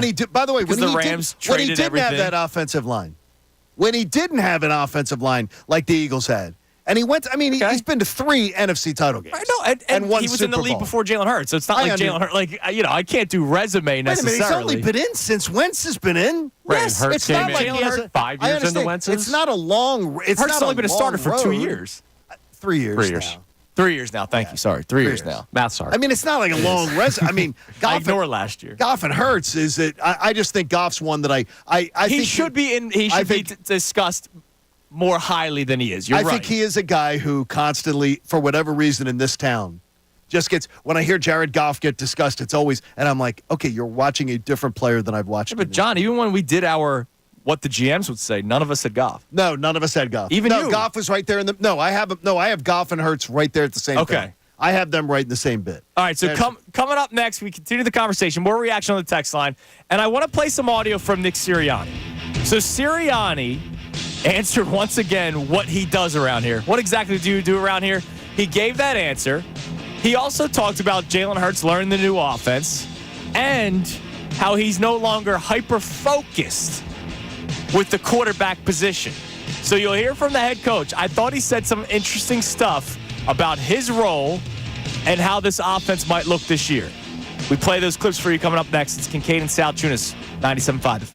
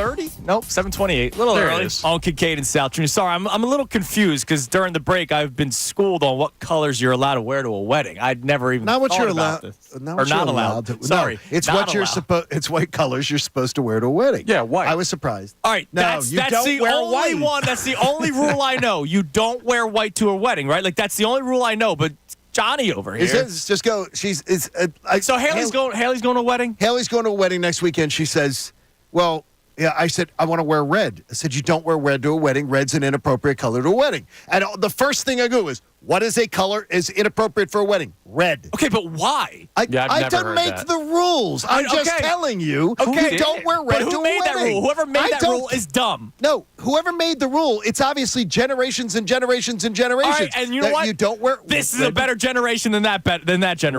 Really? Yeah, dude. Really? Yes, that's a dumb That's a rule. stupid rule. So you just want to redo the. You're going to redo women's fashion rules. I like Yes. this. Yes. I damn like it. this. Cite me for it. Give me Why money. would you? What is your Absolutely. expertise to be able to be the one to Why speak is to it? them? Oh, red. Oh, God forbid. Dude, they don't even put pockets on their pants. I can fix women's fashion. Red is fine. And now also you're not allowed to wear black. You're not supposed to wear because black. Black I is get a that mourning. one. Yeah, but Okay, but this, you don't think that's stupid? dude, I've seen Christy in a black dress. She looks sexy as hell. She If she does, wants to wear but a it's black not a dress. If she wants to wedding. wear a black dress to a wedding, go for it, baby. It's not Cooper's supposed to probably be. got a babysitter that and night. it just says you're supposed to wear muted colors. And by the way, guys too, because Connor could, mess this one up. You're not supposed to wear don't wear the canary yellow or for guys. Don't go with bright colors. You're supposed to. You are not there to be seen. There's two people who are there to be seen at a wedding. You're not supposed to be making yourself but I the didn't center know of attention. red was a center of I didn't- attention. I could have told color. you. I've just been to more weddings than you have. I did over the years, and obviously by age. Is this okay? We're going to use the text line one time for something not sports related. Okay. I need to know if this is an actual rule that other people have heard of because I've never heard of this. Never from heard this. Connor, all anybody. you have- Try- this is what we were just talking Connor, about during all the you break. got to do is use your little Google machine and go to it Nah, and just ask the question: Is red appropriate for a wedding? And you will see 500 You references. can Google you obscure don't do stuff it. that people don't know. I want to know from the people on the text line if they've ever heard of this. It's not obscure. It is the first thing. Literally, wedding etiquette. It's right on the page.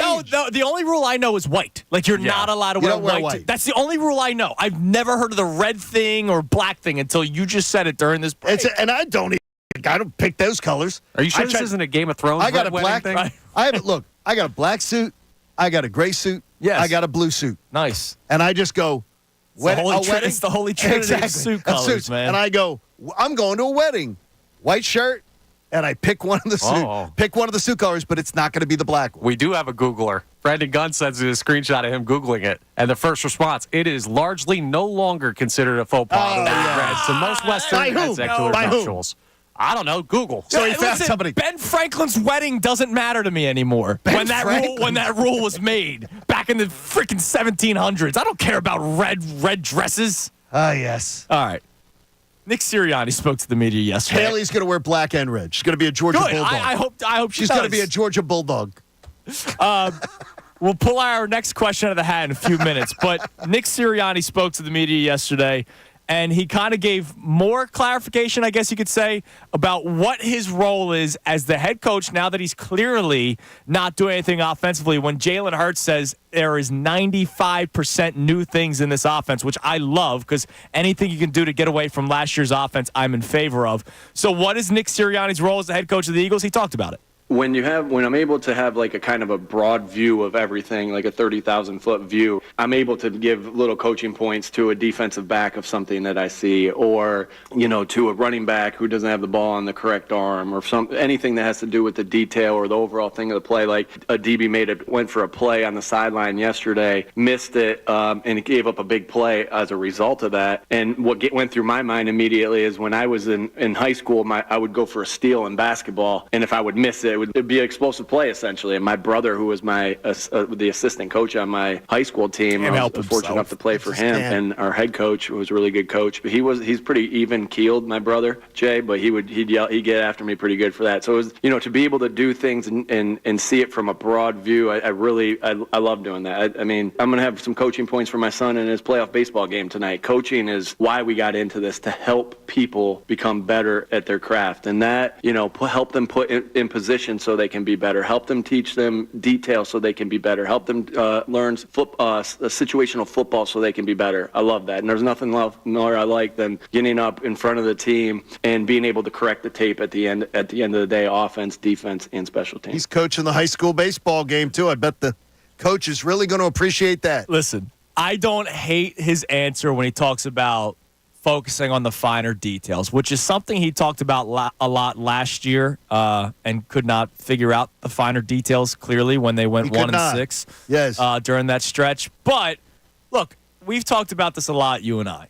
We don't care that he's not calling plays. Like I don't care about that either. I need him to make sure that everything else, however, is clicking. Sure. And that clearly was not happening last year. So for him to be able to step back, know that Kellen Moore has the keys to the offense, knowing that Vic Fangio has the keys to the defense, and he can just oversee. He's like the student driver, right? He's the teacher that's in the other seat. Even though Vic Fangio is probably teaching him more because he's been in the NFL for so long, but you get what I'm saying. Like he can oversee everything. Those guys are the ones that are going to be coming up with majority of the game plans and stuff, or it's Sirianni's game plan. They're the ones that are coming up with the plays and stuff.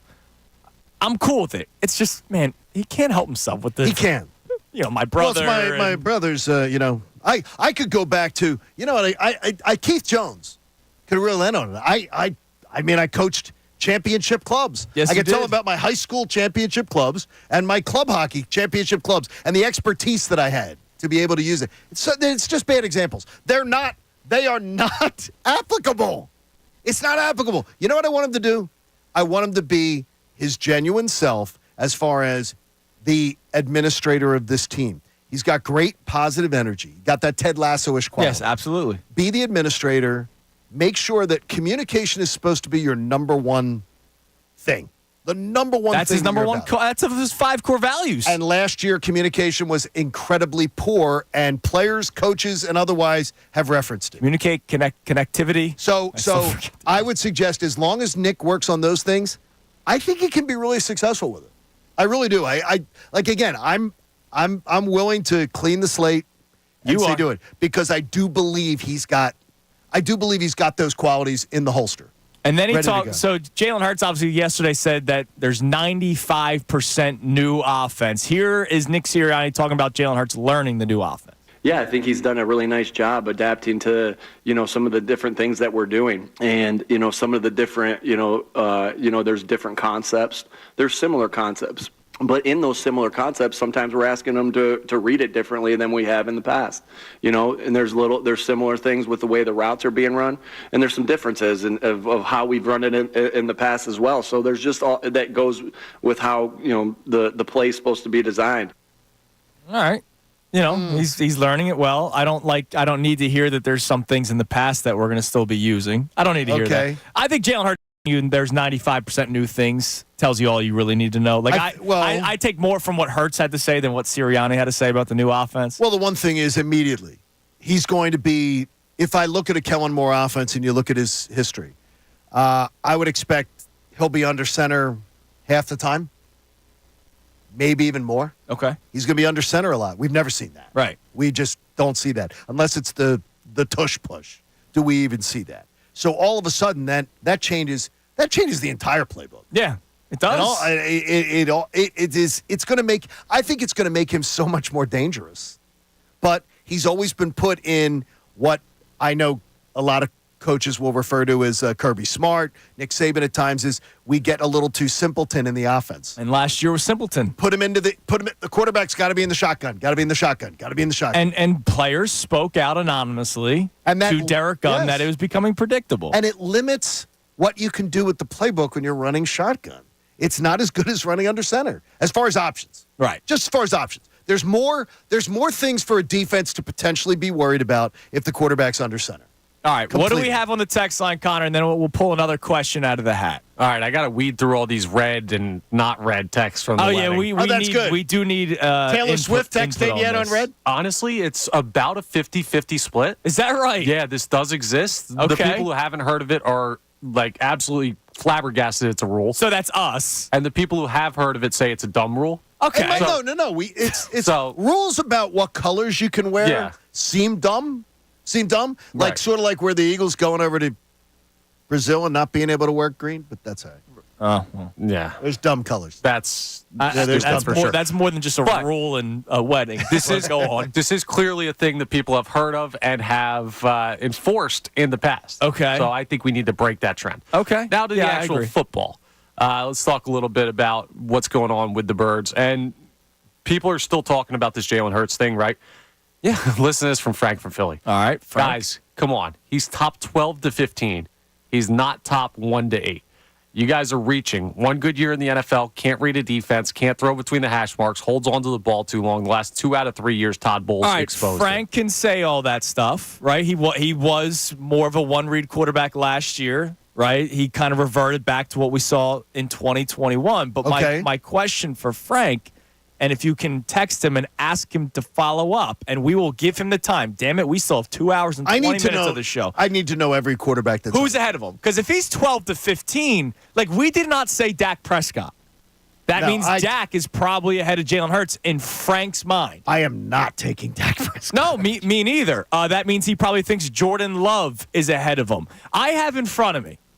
This was how the season ended, the quarterback rankings. I told you I had this article up.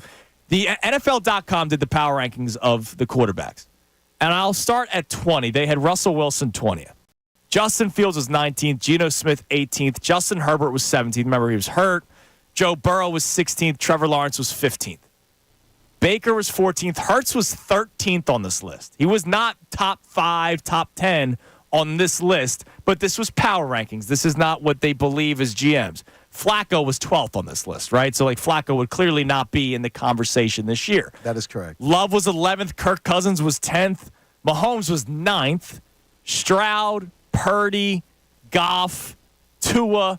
By the way, I'm taking Hurts over Tua. Yeah, I agree. I'm taking And I'm Hurts not over thinking Tua. twice about it. No. So have Frank. Oh, he's already sent it. All right, yes? he's already said. Okay, All right, let's so do it. hold on to that because I want to give that more time. Give us another question out of the hat, and then we're going to see what Frank believes where Hurts stands. If he thinks he's 12 to 15, I need to hear the names that he has ahead of Jalen Hurts. Okay, our next question is 5 words on the world's longest piece of paper.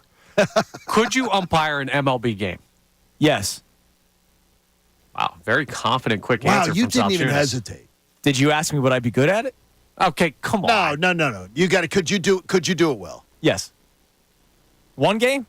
Yeah. Today. I will they be need honest you to with you. umpire today. You're telling me that we wouldn't be ripping your balls and strikes calls? I think you're not. You're nonsensical. I think I would absolutely poop my pants the first pitch because I would see a 99-mile-an-hour heater come down the pipe, and I would be so scared to get a foul tip off my shoulder or something. I think the whole game you'd be thinking. Can I, once I tape settle in, pillows to my arms? no, because I still once I settle in, I'll be fine. Yeah, we would be tearing our. Is my question. We'd be tearing our strike zones would be torn apart. To think that there are a lot of umpires that suck. Yes. But to think that you could step behind a home plate in a major league game with the speed of the game Yeah. and still get the accuracy of those borderline pitches. Oh, yeah, I know that was a strike. That was a ball. I think almost everybody would be so poor It's at it. not the same, but you're also talking to somebody who caught for 12 years of my life. The strike zone at the level doesn't change. That's the thing. The velocity changes, but The ability to paint corners most certainly does. Right. The ability to do that. But And you have to plate, differentiate. Right, the plate is not a different size. I think I would be not great, but I'd be all right. I think so too. Yeah. You think you'd be all right at it? I caught for a long time. I got you. I know the zone pretty well. I got you. I'd be fooled Not at by that speed. I'd be fooled by Not even some at frame close jobs. to that speed. Well, yeah, close to that speed. I mean, I've played against guys that threw in the 90s. I caught a kid that think- got drafted by the Phillies. Like those guys exist. We played against those guys. We're not as good as them remotely, but we can see where the pitch is going. Right, exactly. Wow. All right. We'll Do continue. you think you could? Yeah, absolutely. All right. Well, he pitched in college. I think he knows he knows a strike zone. He'd probably make it a little bit bigger for the pitcher. You'd be pitcher friendly. Yeah, baby. You better expand that swing zone. It would be the starting of the show the next day. We're you getting two out of getting here your quick. torn apart. I don't agree with you. All right, coming up next, I want to hear Frank's list. He believes there's 12 to 15 quarterbacks or 12 to 14 quarterbacks better than Jalen Hurts. We'll hear them out. It's Kincade and Salciunas, 97.5 The Fanatic. Now is the time to become a Fanatic MVP. Go-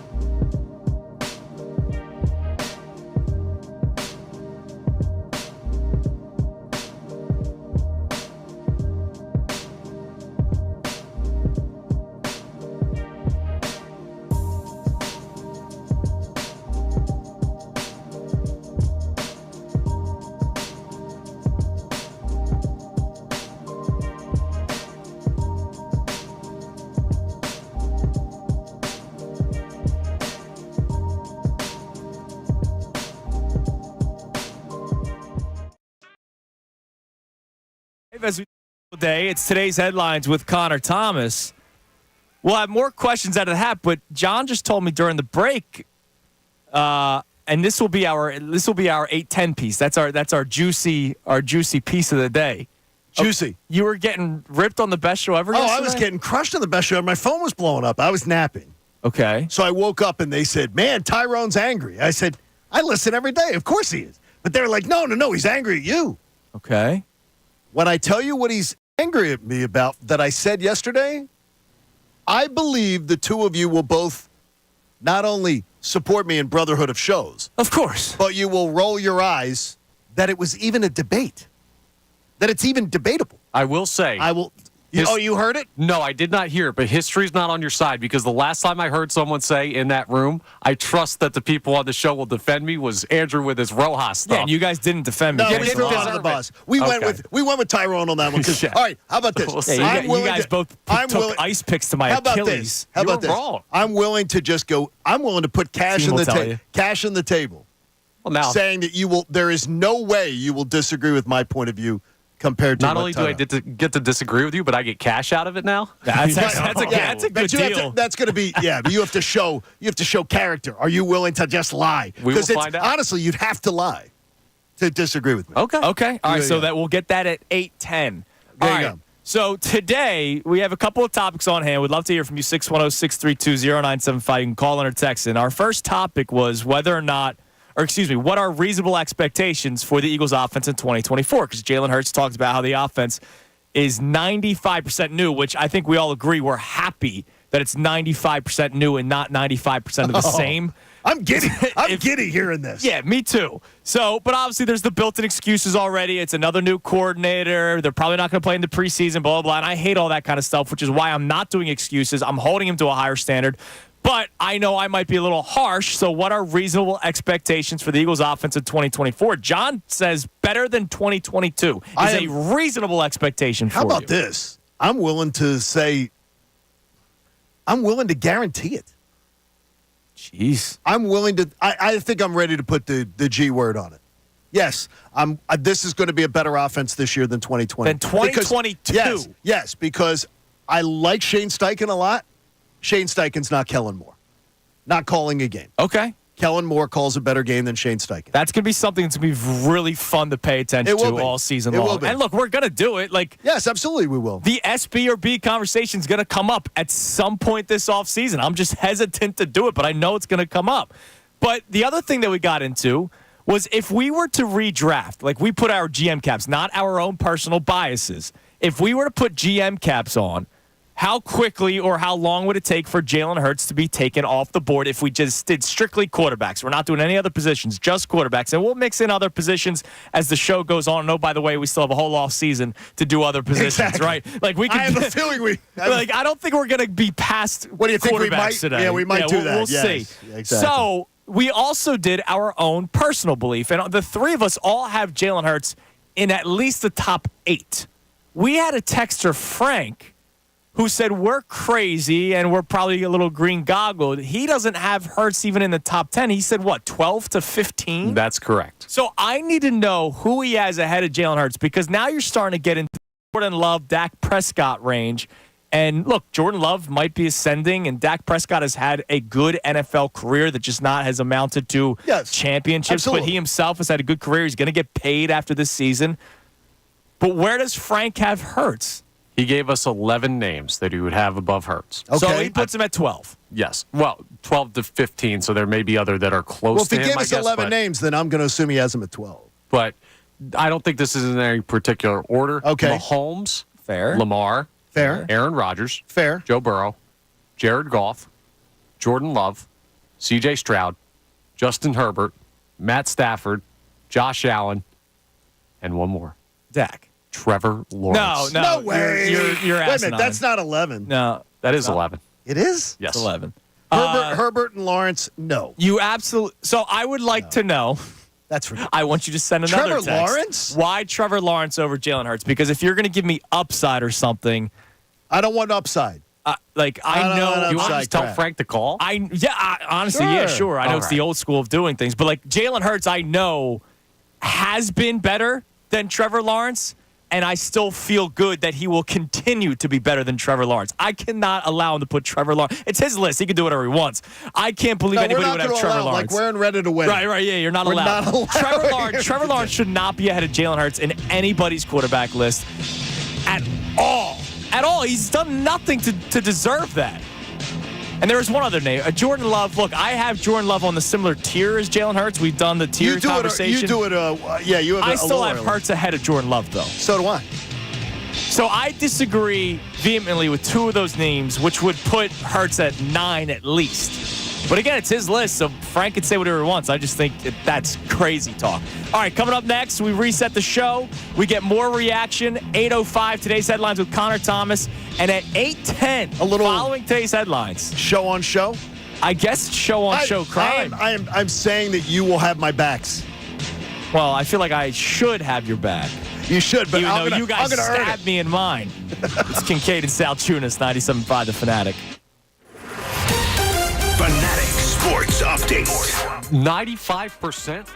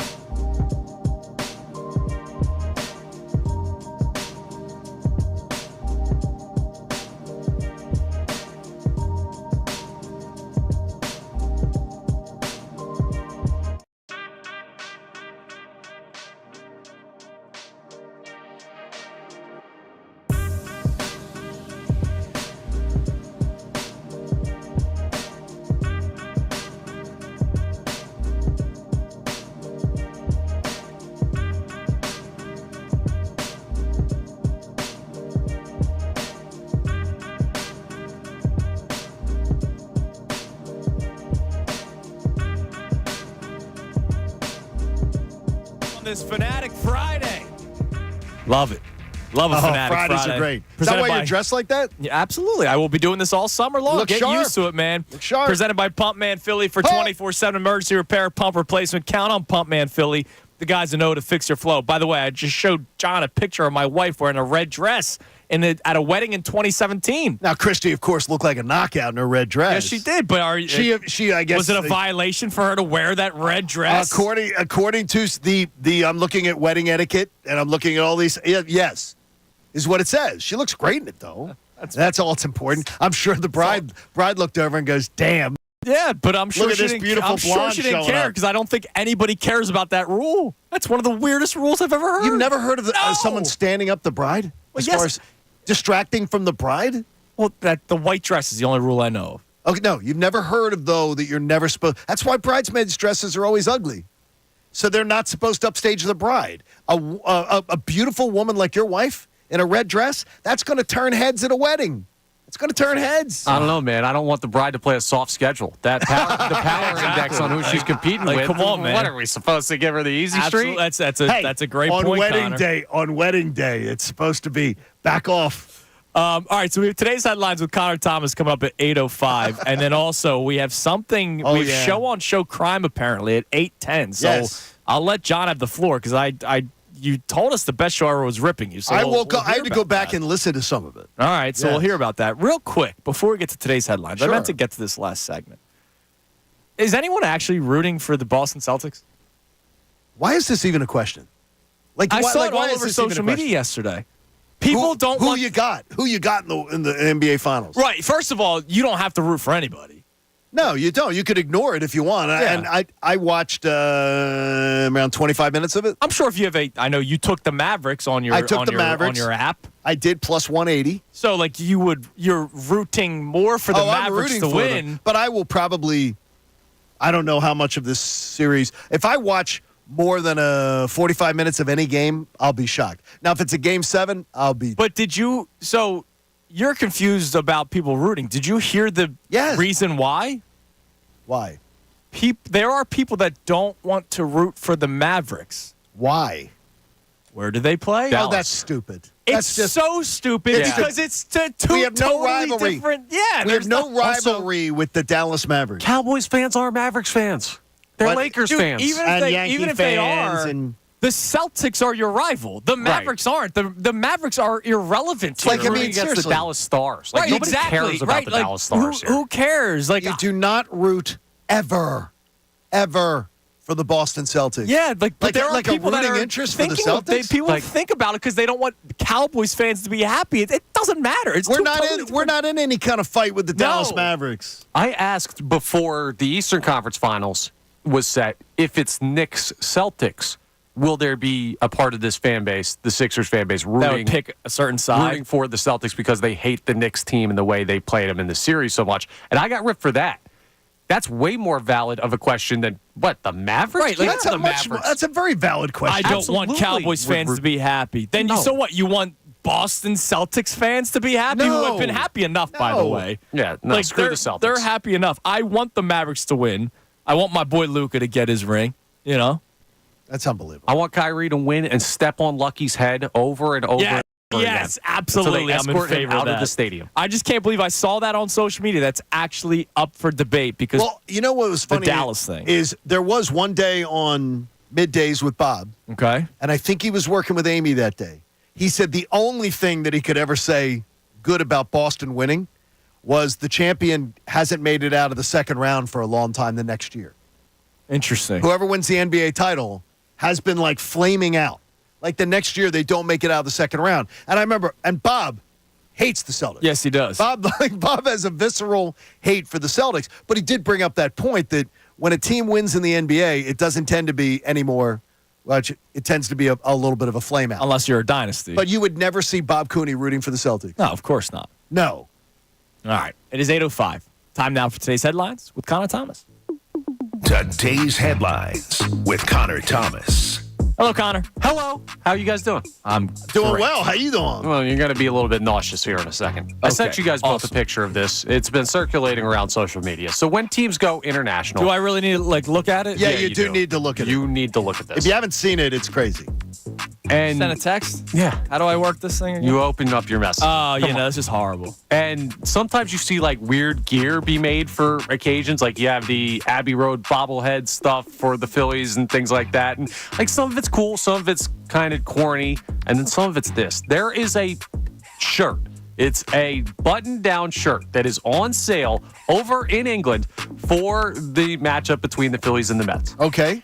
And it is covered in the logos of both teams. That's so stupid. Yeah, it's dumb. It is a came up with joint that? Phillies-Mets shirt. Who came up with that? Whoever came up with it, I don't know, stay in England. So that's my guess. It's for not the Phillies fans traveling or the Mets fans traveling. It's for the But still, The fans in Great Britain. yes. someone's got to have a feel. Yeah, That's no, you ridiculous. have to. This is worse. And I'll be. I don't know where you were on this. Okay. I'm going to bet you that Connor liked it. What's that? I hated the people that had that limited edition stupid Brian Dawkins Eagles / Broncos no, jersey. I don't hate- like I the hate switch that. jerseys. All right, no. you didn't. I hate that Okay, stuff. I thought No, I you were wouldn't somebody think that would you'd have like liked it. No, those are uglies. think they're stupid I had a kid in my high school that got it, and I remember him walking in, and I was like, "Why'd you buy that? Like, it's like you're not a Broncos a Broncos fan. Oh, but I'm a fan of Brian Dawkins. Then wear Eagles Then Dawkins. wear doesn't Eagles Dawkins. look Like good. right? Exactly. A, it looks stupid. It looks stupid It looks looking. hideous. And B, like. You could still wear he's a legend, right? Like if Jason Kelce signed with the Chiefs today, your Eagles Jason Kelce jersey would still be fine. Right. Like it would still be okay to wear because that guy's a legend. If Brandon Graham signed with the Browns last It's a year. legend. Remember last year there was Right. a chance that he was going to go Jim Schwartz to Cleveland last year? The Brandon Graham jersey still always works. It's legendary. Brian Right. Westbrook, you could wear. You're not buying a Brian Westbrook 49ers. No, you're not. And you're not just- buying the split stupid Right. jersey. You wear Brian Westbrook as Eagles stuff. If you're a Westbrook fan, you're an Eagles fan. And Right. no joint Phillies Met stuff, by the way. No. Credit No, to that's so That's dumb. awful. That makes you want to vomit. yeah, credit to Dina Driscoll on X. Bike Mama Philadelphia, Bike Mama Delphia is posted the I picture like that that. I got from this. So shout out to her. Next one here. I don't know if you guys saw this, but Big Dom's got himself a new title. Hey, you see this update? I did not. see it. Yeah. Oh, you didn't see it? No. How do you feel about this? Eagles announced some changes. This is per Schefter yesterday. Eagles announced changes to their football operations, scouting, and sports medicine performance departments. They include a new title for Dom DeSandro, who is now senior advisor to the general manager. Among other things, there's other things listed: chief security officer, game day coaching operations. Senior advisor to the general manager. What expertise would Big Dom have to have that job? To have that title? No, but Well, this he's is been around for a while. No, but what? And to the general manager. What talent evaluation skills does he have? What I mean, offensive line. are you serious? I don't know. That's ridiculous. Been around for a while. Maybe he's learned a thing or two. And so this begs the question: A senior advisor, not just an advisor, a senior advisor. That's ridiculous. Is Big Dom the mastermind behind the Eagles' success? Look, clearly he means something to the Eagles. Clearly. I just think it's ridiculous. Ridiculous. And this is not a shot at Big Dom. No, it's This not. is a shot at Nick Sirianni. That losing Big Dom for the rest of the regular season was Threw one off of the everything. And like it has been reported. Derek Gunn has reported. I'm pretty sure Jeff McClain has reported. Yes. There have been people within NovaCare that have spoken to the media that said that suspension is part of the reason why everything fell apart. That's horrible. That's embarrassing, and more importantly, a senior advisor to a general manager in the NFL, you should be ready to take a general manager's job somewhere if you've got that title. Maybe and he that's absurd. That's absolutely absurd. Big Dom, GM of the who would be good? He'd be a great GM and of like Big- the Browns. And I can tell you this, is there's nobody being down on that field and things like that. There's nobody. He's beloved. I know he is. Like he's beloved by the game day staff, by players and everything. So that's awesome. A senior advisor to the general manager? Good for him, man. Kind of wild. All right, last thing we'll do here, we'll do a question from the hat like we always do on Okay, Fridays good. for the last one. This is one of my questions. It might be the first of mine that we've gone to. Would you rather spend the rest of your life with people thinking you make more money than you do or less money than you do? Less. Why? Because if people think I make more money, then They're coming around? not only that, hey, let's go to this restaurant instead of Applebee's 2 for $20. Yes. Like, I don't want to always go to fancy restaurants. I am a simpleton. You guys know, like, No, John, you John, are, we've yeah. talked. I mean, I could God, win, clip that. I could win the lottery today. I will still drive my 2013 Honda Civic until it doesn't move anymore. It's one of the things that it's what, like, you find commonality. You start working with somebody. I knew Andrew for years now, but now we start on a daily basis talking more and everything. We have so many commonalities on things that surprise me. Right. That surprise me because you are an old soul. Yeah. You're an old soul. I don't need much. And I agree with you 100%. Well, I would rather my daughter would say, "Oh my God, Dad and Mom, you live like you're on welfare." She'd say to us, and I'd be like, "Excuse me, what kind of life have you led growing up?" But to her, she went to a school that was like where there was a lot of opulence. Yeah. And kids driving. The school parking lot was ridiculously opulent. And she was never going to have that. I said, that's great. You're never going to have that. I have a neighbor who just got his first car, and his first car is probably $10,000 worth more than what my car was when it was brand new. And that's Like, that, by the way, that's crazy to me. But there is that whole perception is potential reality. And when you have money, people want to give you more opportunities. So maybe it puts you Why? It's a great question. Why do they give out $1 million gift bags at the Oscars? Like, that's the thing. I always, and I do say this, To promote their brands. is that the more money I've made in life, the more free stuff I've got. Exactly. And So, I always think that that's sort of backward. it's dumb. That's but backward. You know if what I mean? People believe you make significantly more money and treat you like that. It could put you in better social situations You than see, if people believe you're poor. The thing is, you're saying better social situations. I honestly, in my life, and this is not a knock on because I've been to a lot of nice events. I've had much more fun at the lower I go on the quote unquote social calendar. Come to one of my parties and you'll be comfortable. I'm more comfortable at that than I am going to the black tie soiree, and I never will be comfortable in those situations. You come to a Salciunas party, you open guarantee up the cooler. Well, You're not getting much fancy stuff in that. plus my bad new boy. adopted parents. Yeah, exactly. that I could do My if mom they're- and dad, our mom and dad. Yeah, our mom and dad. Our mom and dad. All right, so that's today's headlines with Connor Thomas. Now, we have beef, and I have to be ready. Yeah, you got to be ready. I'm going to tell you that I was napping yesterday when I heard I was being assaulted verbally, but verbally, okay. playfully. Now, just to put it, that Tyrone and Ricky were not being disrespectful, but they were being what I would sort of say is dumb. Because Dave, I'm just going to use Dave's email because I got like 7 emails from people going, "You have to answer this." And I didn't, since I slept, and then I got to hear a little bit of it. Dave sends me the email. He goes, the Tyrone thing yesterday, him and Ricky, too, completely misrepresented what you said and was taken completely out of context, basically saying that you were searching something to be negative about for this year's team. I don't remember, like, yesterday was like we picking something to be negative about for yesterday's all right, so team. let's revisit what we talked about yesterday. I made the statement that the Phillies should be absolved of any critiques, criticisms. Till for another 5 weeks. July 18th was the date that we picked, 2 weeks before the MLB trade deadline. You said that, and I said that's absurd. We shouldn't do that because what if they go through a rough stretch? Yes, and what if there's reasons to to do that? And one of the things I said is that if I was to criticize Rob Thompson, which was obviously taken out of context, I said if I was looking for something to criticize, I would say that I don't think his teams get better at what they aren't good at. Whether it's base running, and the example they used was small ball. Okay. And I said they lost last year and the year before in the postseason because they couldn't play small ball. So I give you this. The Phillies lost in 2022 in the World Series. Games 4, 5, and 6, the last 3 losses. They scored 3 runs in 3 games. Total.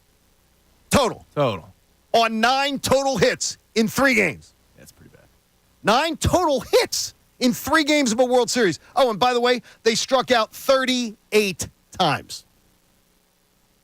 So is it controversial to say they can't even get base hits? Right. You're not saying just sacrifice bunts. Yeah. Last year, Game 6 and 7 of the NLCS, 2 games to end the season.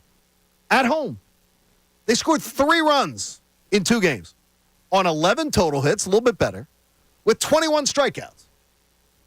So in the 3 games that ended their 2022 season and the 2 games that ended their 2023 season at home, they averaged 4 freaking hits, 1.2 runs a game with everything on the line, and 12 strikeouts in those games. Triple the strikeouts. Right. It is ridiculous that this would even be an argument. Well, It's ridiculous. They can't even get base hits. Connor wants the money, so you said you'd put money on the table. Go on. It's not so much that I want the money. I don't think it's necessarily fair to immediately apply that to this year's team. No. We're not applying it to this year's team. I'm saying is what this has been. Those are the reasons you lost. And from Right. 2022, Yes. it didn't improve in 2023. Right. I'll see if it improves in 2024 when they get to the playoffs. Well, that is it. We got to hold out. Right, but that wasn't the conversation we were having yesterday. We weren't talking about get to the playoffs. We were talking about 2 weeks before the trade deadline. No. And this team has already proved enough to me, at least, that they're very different from the where last 2 this years. was taken out of context was that I see Rob Thompson, his teams. They were a bad base running team in 2022. They're a bad base running team in 2023.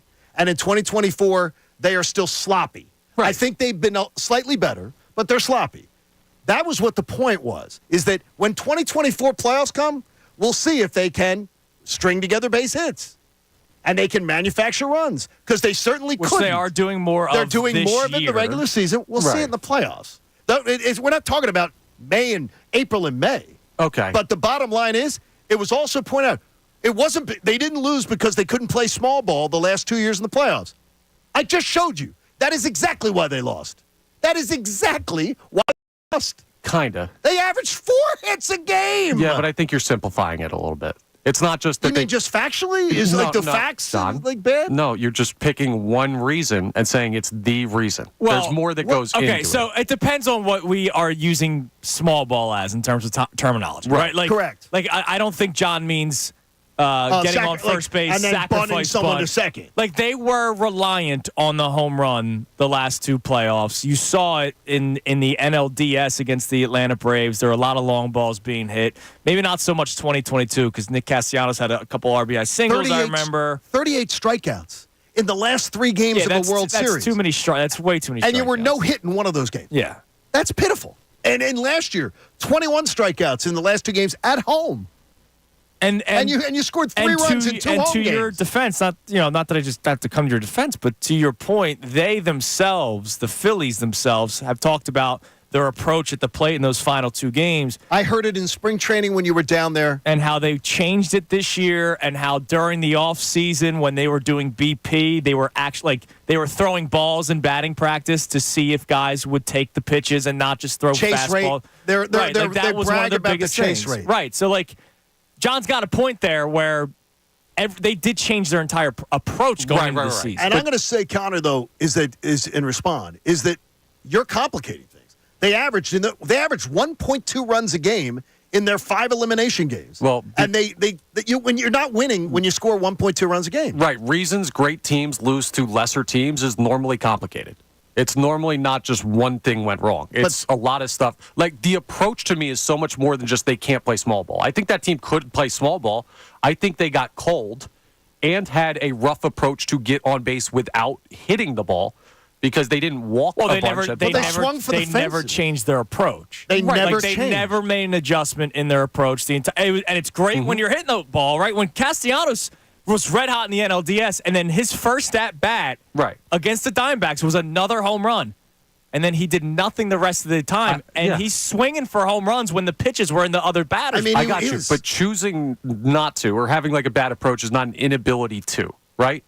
Because Bryson Stott was a great small ball player last year. Yes. Johan Rojas had the ability. He had 300 in the regular season, and he's fast as anything. He could be a small ball player. Nick Castellanos, during last year's season, he hit more home runs than he has this year or the year before, but he was a doubles and singles guy. But when you average 4 hits a game, Connor, right, you can't play small ball of any kind. No, they can. They didn't. That's the thing. No.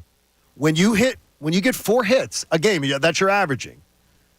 Unless you're stringing them together in 1 inning, and then you go 8 innings where you're not hitting, you're not scoring runs. Right, but it's a small sample. It's not that they It's that they didn't, and they didn't because they went cold, and that's just kind of something that happens in baseball. Like, I think it's too big of a generalization about what this team can and can't do. I think they were big time relying on the home run all year long, both of those years, to score runs. I mean, look, they were relying on They were driving in runs with doubles and stuff. But a lot of doubles. Well, I have also pointed out the statistics this year with runners in scoring position far better this year than last year. Better. Like, I think they're getting better at everything this year.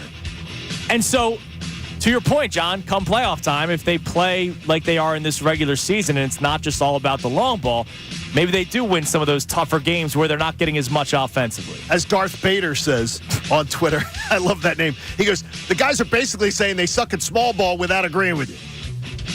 Yeah. That's kind of how it is. Yeah, I don't understand. I don't understand. Out of all the things you said yesterday that I disagree with you with, that's an argument? That wasn't one that I would argue I'm with. shocked at that one. Very shocked. But I'm more angry about your red dress bull. Listen to the best show ever this afternoon at 2. Don't miss it. Absolutely.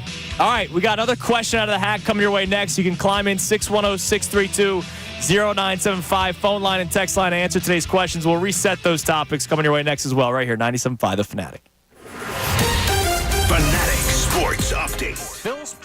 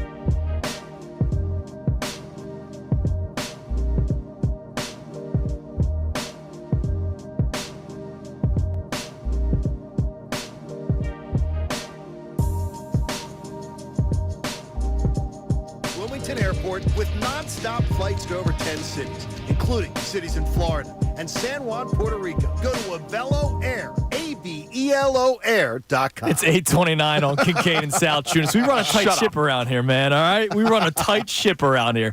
All right, so here's what we've talked about so far today, and I believe we have the audio from one Tyrone A. Johnson.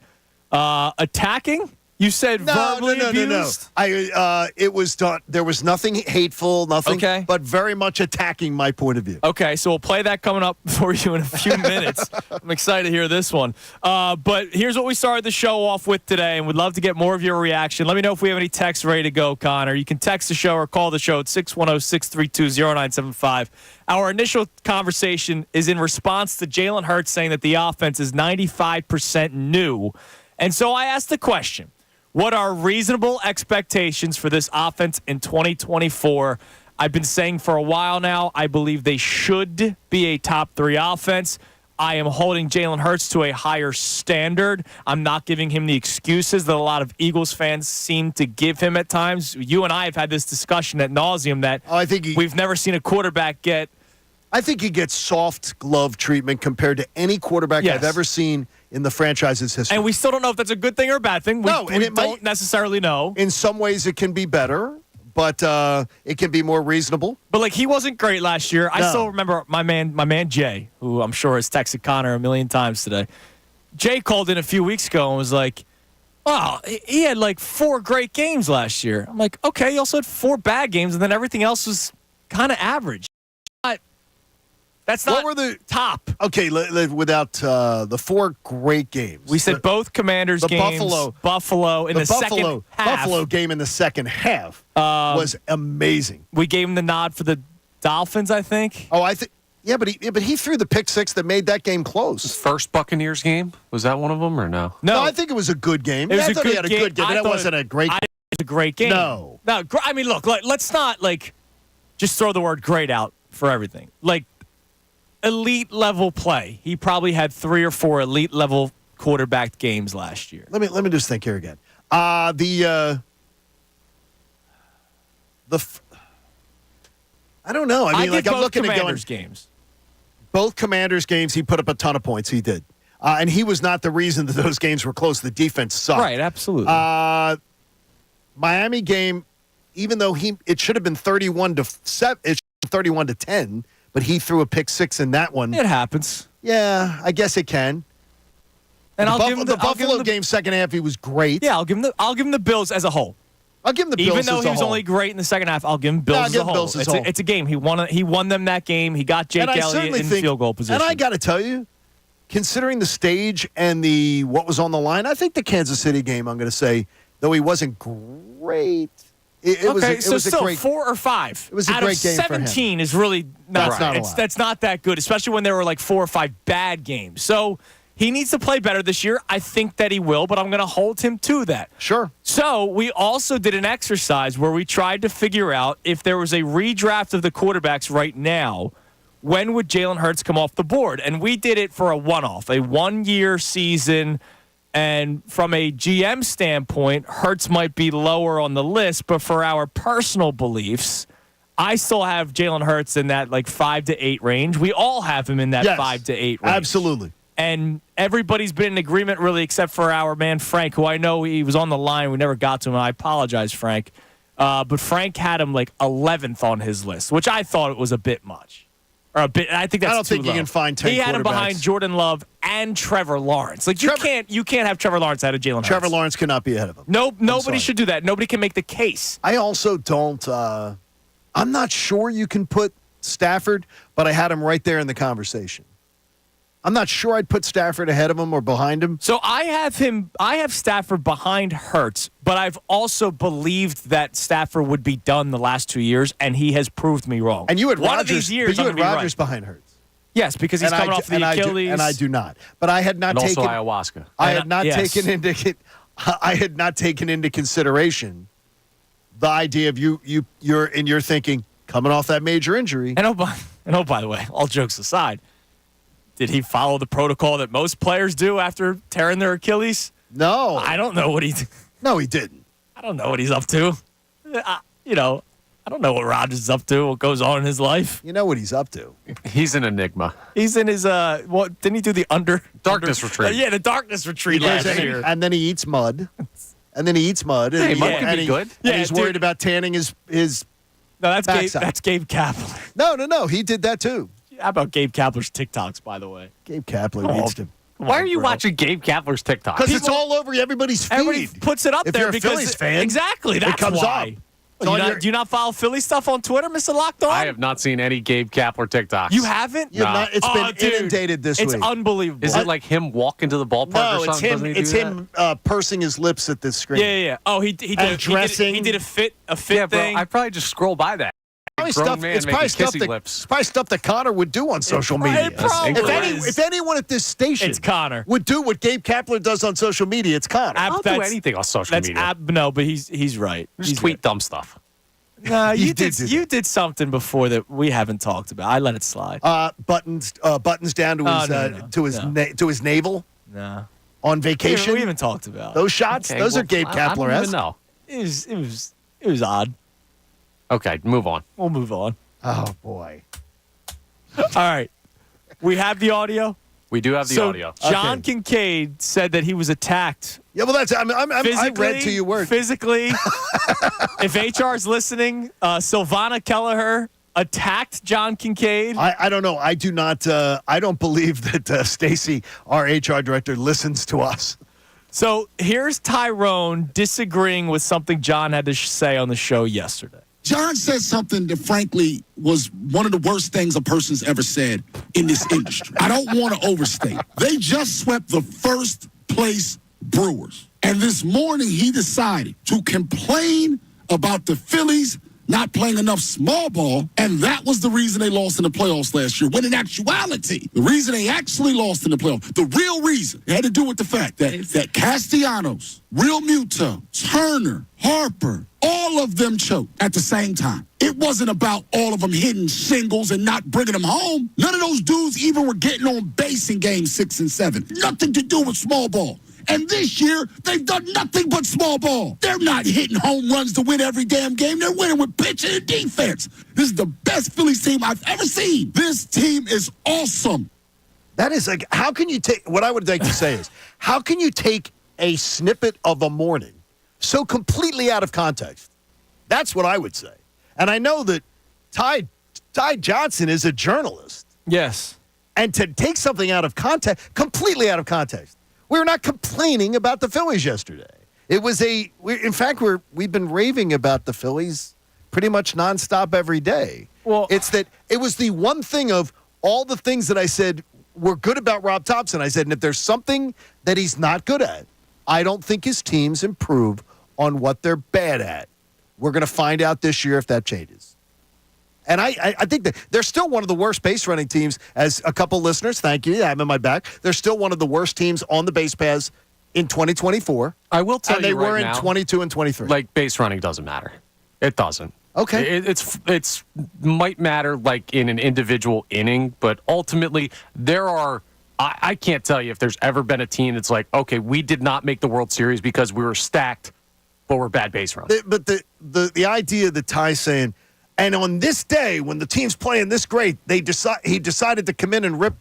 But you're talking That about wasn't in you're any talking way- about what has kept them from winning the last Right. 2 years. And it wasn't what we were it was a small part of a huge discussion where, by the way, it was freaking bouquets being thrown Right, but- at the Phillies at every turn. But I will also say this, Tyrone, major point. He made my point When for he me. said Castellanos, Harper, Real Muto, Turner, all didn't hit. all didn't hit, all choke. Like, That's it. I think the argument here is a disconnect on what small ball means. right, because like Well, no. when I first think of small ball, I do think of bunting and hitting behind runners. But like, but you need base runners to walking do. and you stealing need, You need base bases runners and- to do that. and Right. they swung at ball. Like what They was had it, a Brandon horrible Pfaadt? approach at the like he plate. wasn't even around the zone, Yes. and they were striking. Pfaadt struck out a bunch of guys, and his ERA that year was 5. Harper, and they literally decided. The Arizona Diamondbacks said, we are not throwing Harper and Schwarber a strike in Citizens Bank Park, and they didn't, and they still got them out. They did. The approach at the plate was horrendous. Right. I think to some people, small ball happens after you have runners on. The thing is, but if you don't have runners on, you can't Then even small do ball it. isn't You the can't issue, even is do Yeah, it. but like, are you considering again the Phillies' approach was reliant on the long ball or make crooked innings was a big part of it last year, and this year that's not as much the case, or it's still crooked innings this year, but it doesn't have to just be on the home runs, even though they are still 6th in Major League Baseball as a team in home runs. But I would also I would think that small ball means getting on base anyway. Yeah, possible. you have to get on base any way you can. I think we're playing semantics about a term that has a very rough definition of what it is. Now, Coach Vinny Gallo checks in. Big baseball man. What level you coach at? He said he's coaches college right now. D3? He says ignore Ty on this one. He's still mourning the loss of Brian Johnson and defending him.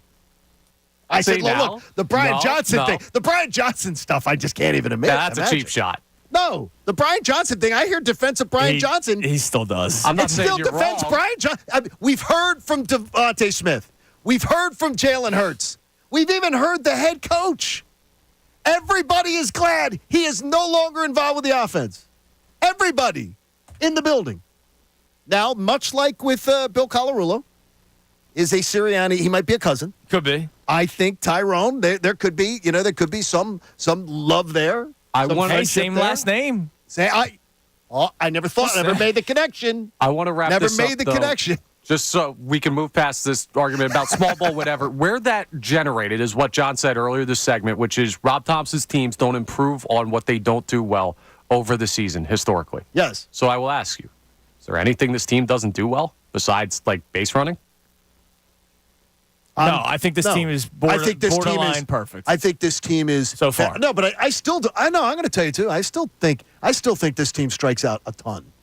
A ton. I do not think they have a great, like as far as they strike out a lot on bad pitches. I think everybody does. I will tell you right now, it's not as bad as you think. Okay, and that might very well be. They are dead middle, 15th in the league in strikeouts. That's not bad then. No, I mean, wait. How about this? When you're 44-19, I would think you would have been better. I would have guessed that number to actually even be better at 44-19. You're the best team in baseball. Well, I think the Yankees are this morning. Technically, I would have thought that number would even be better. I'm trying to see real quick or if they're still in first place. The Seattle Mariners are in first place. They're 8 games above 500. They are number 1 with most strikeouts, 638. They have struck out number 1 120 more times than the Phillies this year, and they're in first place, their division. It just doesn't really. Yeah. It doesn't matter. It depends on how your team's playing. Right, exactly. How it goes at the time. Yep. All right. Again, tune in this afternoon. 2 o'clock. 2 o'clock. Absolutely. All right, coming up next, we get another question out of the hat. And if you can become a fan favorite just by saying something at a press conference, I think Cooper DeJean can teach a masterclass on it. You'll hear from one of the Eagles rookies coming your way next. It's Kincade and Salciunas, 97.5 The Fanatic. Now, Around the Bases with Andrew Salciunas on 97.5.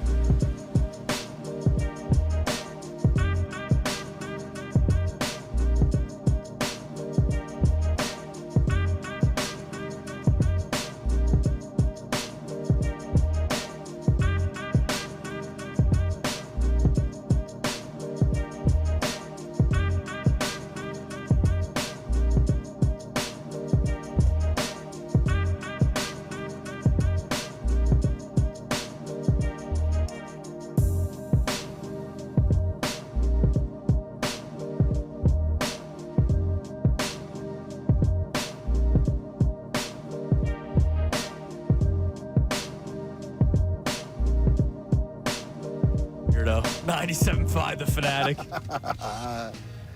No, we're talking nips in here. That's all. It's a little nipply. It's cold in this studio. Little cold. It's cold, and I said, "Yeah, I'm probably cutting through." And then he started talking about the fabric of my shirt. Connor, I called him weird. It looks like a blouse because Connor's shirt. No, the material. I like Connor's shirt. Connor.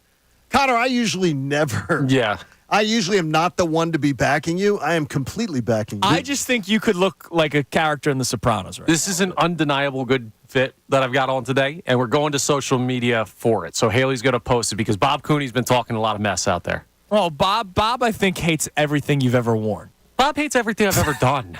No, he doesn't. Yes, he does. I Bob love Bob. loves Bob. He acts that way because he loves you, Connor. I wish Bob loved me. Bob loves you like a son. Yes, I've been exactly. fighting for his approval for years now. Keep fighting. I'm trying. All right, so speaking of fighting for approval, I don't think Cooper DeJean has to do much of that. I think people were excited the second they drafted him without even stepping on the field.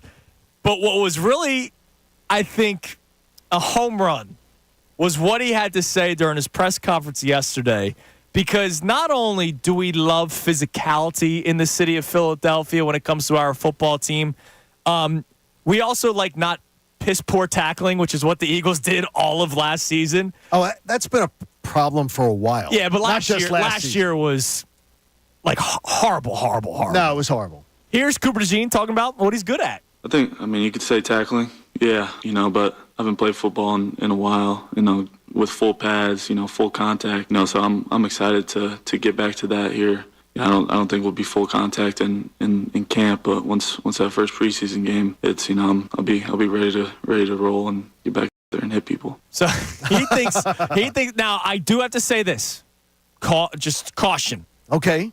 Because I heard Nolan Smith last year saying, I can't wait to get out there and bleep somebody up. And then I didn't see him bleeping many people up. He didn't get the opportunity. No, you know what, John? Something I did point out a lot, and you can ask, I know Ray's not in today, or maybe he is, I'm not sure. But Positive Josh seems I did to see be doing Josh, all the work. I saw, Ray and I did this show during the football season last year, and I would point this out to him sometimes. And I don't know, remember he had the shoulder issue at times last year? But I would see Nolan Smith come off the edge free sometimes and hit the quarterback and then just slide off him. Like he wouldn't I saw a couple through. plays where it was absolutely worth being criticized. He didn't get enough opportunities, and the general manager said it in the end of season press conference. I don't know how strong he was on the field last year. And again, there was talk about his shoulder being potentially messed up at times. Remember, every time he made contact with somebody, he walked off the field. That's why, I'm still concerned about Nolan Smith. I'm not about to dive in and say Nolan Smith's going to take this huge leap this year. You're right. No, you are absolutely right not to be making big, bold statements about what he's going to be. Right. But I think you are incorrect if you say he got enough opportunity. No, he did not get enough opportunities. They did not do that. And he did not. And that's something that was the general manager pointed out. He goes, we got to tell Nick.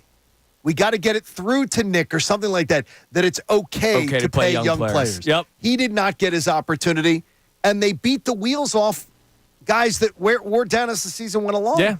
Because they wouldn't do it. But I do think Cooper DeJean hits a home run with that quote in his press conference yesterday. I just want to go out there and hit somebody. I think that fits very well in Philadelphia. Now back it up, young buck. Yeah, exactly. All right, give us a question out of the hat. It's a Fanatic Friday. We pull questions, random questions out of the hat on Fridays. And Connor, go for it. What we got? Oh, we got a hell of a question here. Why do people say the 2017 Eagles would not have won the Super Bowl with Carson Wentz at quarterback? I've heard that. I asked the question. Oh, did you? Okay. Because I have heard that many times that the Eagles would not have won that Super Bowl unless Nick Foles stepped in and took it over. And I think it might be one of the dumbest things that I've ever heard. See, it's interesting. I think I heard Ray talking about this not long ago with Bob. And he believes that they would not have won the Super Bowl with Carson Wentz. I don't know. He had the best season until he tore up his knee in L.A.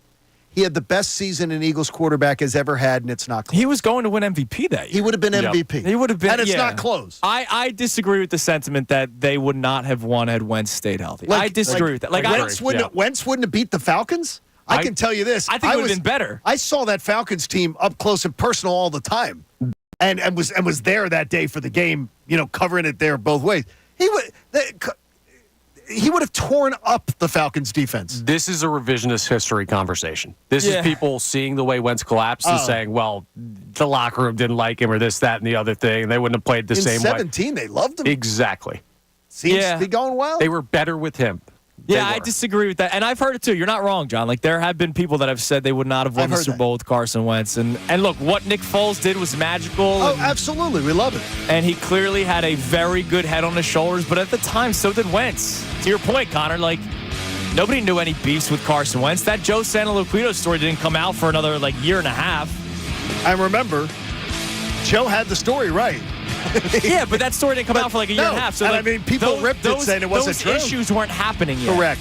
The issues happened after everything that transpired, which probably was a little bit selfish on Carson Wentz. But at the same time, can you blame the guy when that happened? That we haven't seen that really before. All right, the 9 o'clock hour, we reset the entire show. Also, something that we didn't get to yesterday that you sent us.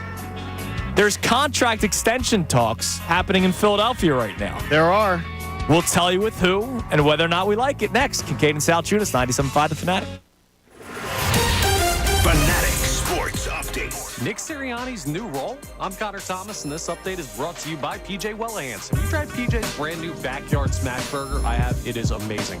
That's not even in the copy. 2 Angus beef burgers with melted cheese and firecracker sauce on a buttered, toasted sesame seed bun. PJ's. Go ahead and check them out.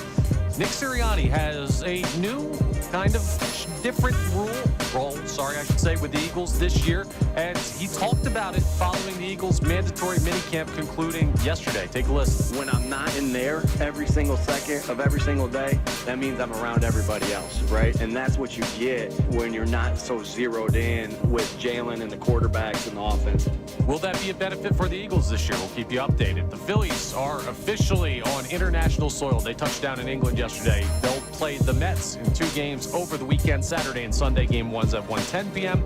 Game 2, 10 a.m. So some kind of weird times there. Rangers Suarez on the mound for Game 1. Taijuan Walker on the mound for Game 2. A couple interesting starting pitchers as well. The Celtics took a 1-0 lead in the NBA Finals last night following a solid win over the Dallas Mavericks. We'll be carrying every game of that series live here on 97.5 The Fanatic. Game 2 is Sunday at 8 p.m. I'm Connor Thomas for the home of the NBA Finals in Philadelphia, 97.5 The Fanatic and 97.5thefanatic.com. Philadelphia Union Soccer. Penalty kick specialist Daniel Gosdock. There's the whistle. He pelts his leg forward and scores! It's an equalizer for Gosdock off a penalty, his second of the season. The games are here. With Sullivan, a straight line pass now on diagonal. Oh, takes a step on Campbell and scores! Big Callaway from Sullivan. There's the go-ahead goal. 97.5 The Fanatic and 97.5thefanatic.com.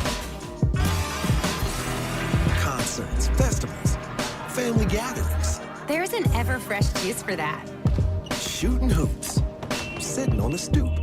There's an Everfresh juice for that. Picnics, pool parties. There's an Everfresh juice for that. Days on the beach, nights on the town. There's an Everfresh juice for that. Crack of the bat, peanuts and hot dogs. There's an Everfresh juice for that too. There's an Everfresh juice for every occasion. Everfresh has over 40 flavors to choose from, including our premier apple juice line with your favorite apple to eat. Now available in a bottle to drink. Just twist the cap.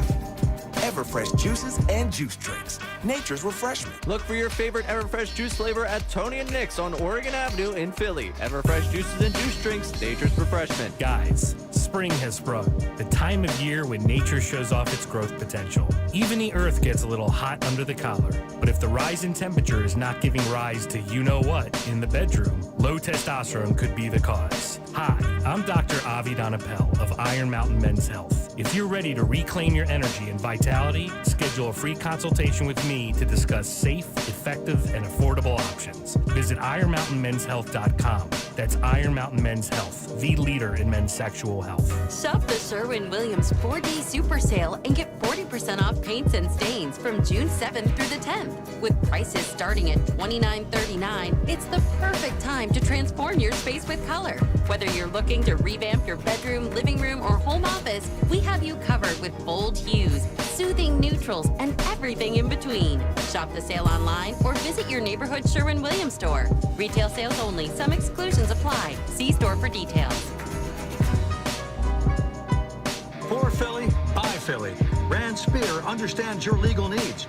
Your hometown lawyer is ready at 1-800-90-LEGAL. Demand Rand. Hey, you're listening to 97.5 The Fanatic right now, and you're hearing about all these great opportunities from our sponsors. What would it feel like to listen and hear us talking about your business? More importantly, how will you feel when your phone rings with people saying, I heard you on 97.5 The Fanatic?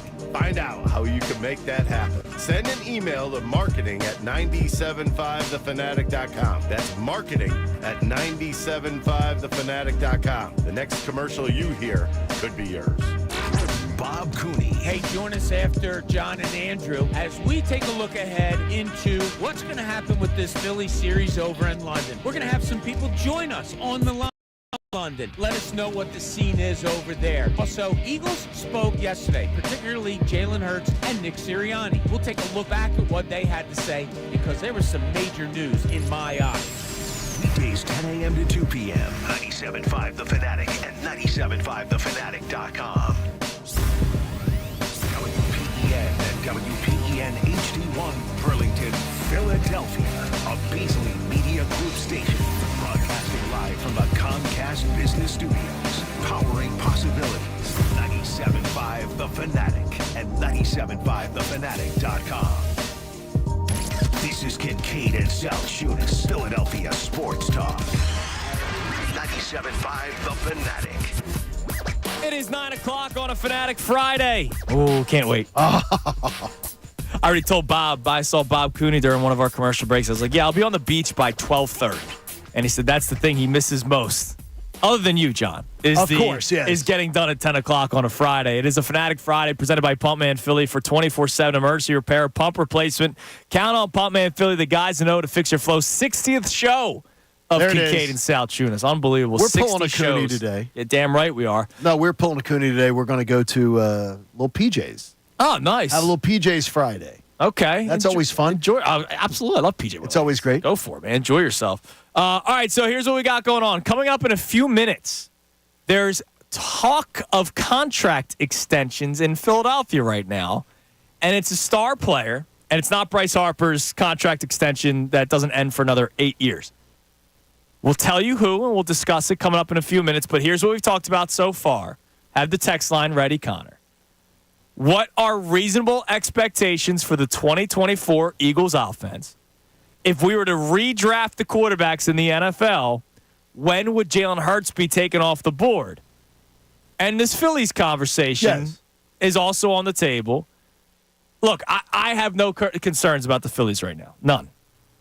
And I don't know why. There shouldn't be any concerns. I don't know why Tyrone was as... I think he heard a soundbite. Maybe. In today's day and age, many will hear a soundbite and then react to a soundbite and ignore the entire context of a conversation. Right. It happens. But by the way, you mentioned something that tickled my fancy during the break. The Luis Robert reports. Oh, here we go again. What? Try and get rid of Rojas. Yes. That's what I said. Yes. Dude, if you bring in Robert, it's a wrap. I know. End the season now. Connor, do you think he's a plus defender? Who? Luis Robert? Yeah. League average, maybe slightly above. Yeah, that's exactly what I think too. I think he's an average defender, which is fine. You don't need defense right now. See, this pitching staff would disagree with you.